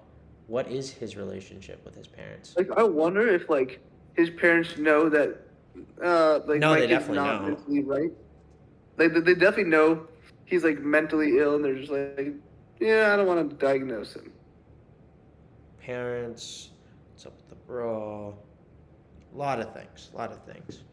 But albeit, yeah. I mean, now you've gotten in my head about like the different things that I've been asking myself about the interview, the way that I'm gonna approach it. But that this was not at all meant to like no, instill. not that. Like I explained to you like my frame of reference, right? Because I can't just think about like I will think about like how to optimize the context or content, but not at the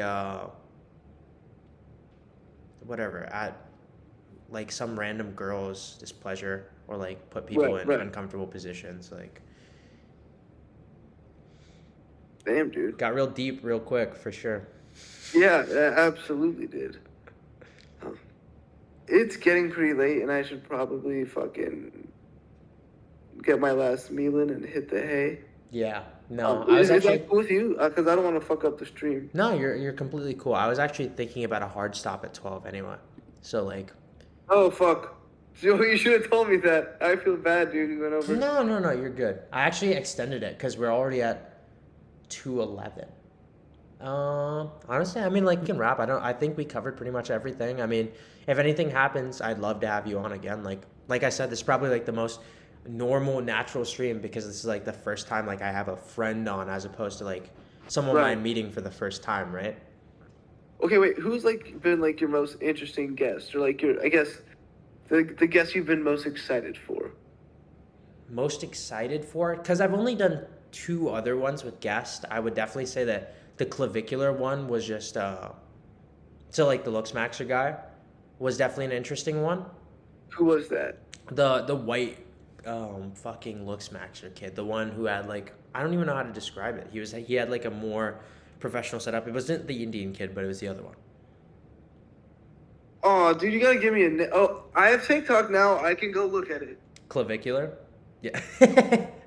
Wait, his name is Clavicular? His name is actually he said online he doesn't want to be known as anything but clavicular, so I'll leave it at clavicular. Oh, But when you said the clavicular one, I thought that was like some weird adjective that you use to just to determine. Okay. no, it's the looks maxer guy's name. He goes by clavicular. Oh. I think I've seen this kid. And I guess I could leak about some stuff like the Hindu homeboy one. I personally just didn't really know him. I had him on, but it wasn't very much entertaining to a large degree. Also, we had like obviously very cordial still, but like there's some stuff that happened behind the scenes that I was just like, I don't really want to deal with this anymore. So it's like I think that's gonna be a one and done stream. Probably not have him back on. And what's that kid's handle? If you're allowed to share. It's just Hindu homeboy on TikTok at least. Oh, Hindu homeboy. Interesting name for sure. Yeah, it's actually kind of cool. I low key fuck with that name. Hindu homeboy is kind of funny. Interesting profile picture. I think is the. Oh, yeah. This is an actually very. Oh, okay. I've seen this guy. Does he wear glasses? Yeah. On the street. Yes. Dude, this kid fucking. What body fat percentage is that? Uh, That's single digits. He's fucking pretty big. much, yeah. He's I would say he's about our weight though. So it's like he's massively lean. Not really big, but lean, if that makes sense. That's fire, dude. Because I'm But he looks good. For looking sure. fucking fat on the look. True. But like I said, that stream just turned out a little bit more awkward than I expected. But you know whatever. Oh, gotcha. Live when we learn. Vibes are always different. Oh, dude, he seems to be pulling in really fucking good views. This is pretty Yeah, nuts. he got to where you were on TikTok pretty fast, actually. Like right under, right? You were at 8K. No, dude, I was at 5K. Really? I was like 5,800. Yeah, so he actually rose up pretty fast, but he does a little bit different stuff, right? He does the loyalty tests, talking about girls stuff. So a little bit of a different side of content for sure. But yeah, dude, we can wrap up. Like, I loved having you on. I always love talking to you and shit. Like, I'm glad. Like, despite it being a stream, it really felt like it was like us just catching up on the phone as per usual. Dude, no, we needed this for sure. Yeah. I just needed to know what was going on, man. Like, Dude, likewise. Okay, wait, you didn't get to answer this question. This is the very last question I have for you. what's up? Where do you see yourself in Fucking hate this question. 1 year, 5 year, just whatever like time frame you feel comfortable with? But don't give me some bullshit. Be like, oh, I don't know what the future holds, because I know you don't. In a year, I want to be at over 10K a month. So I really want to be traveling very frequently. I want to be in a position where I can buy my brother a car. I want to be in a How old is place that? essentially, huh? Said, how old is that fucker? He's 16 now. So Okay, yeah. Gotcha. essentially put in a position where like if my friends come over, like they just visit, I can handle everything and not worry about it. Like essentially just be able to take care of everyone while also like Right, yeah. essentially in do the same things that I'm doing now, albeit with the run club business, one other business, and then just like be able to take care of the people that I love. If I can do what I'm doing now, plus businesses, and then do that, then I think that that's the goal for this next year. Dude, that's fucking awesome, man. Well, dude, I wish you the best. I mean, I feel like certainly your journey has not been like linear. It's like, oh, like you've tried certain things, some things have worked, some things have haven't, and it's like I think you're headed on the right path, dude. I think you have a good head on your shoulders. Yeah, and I'll hire Justin Zaro as well. Um, You hired. Oh, that's the dude in your comment section. he's actually coming to Austin to film with me. Oh, dude, that's pretty fucking cool, actually. Yeah. Damn. All right, dude. Best of luck. And who's your homeboy, dude? Has he been standing there this whole time? No, he's in the room on Discord at this point. He's doing his own shit. All right, bro. I appreciate you coming on. Always Yeah, love from dude. this side.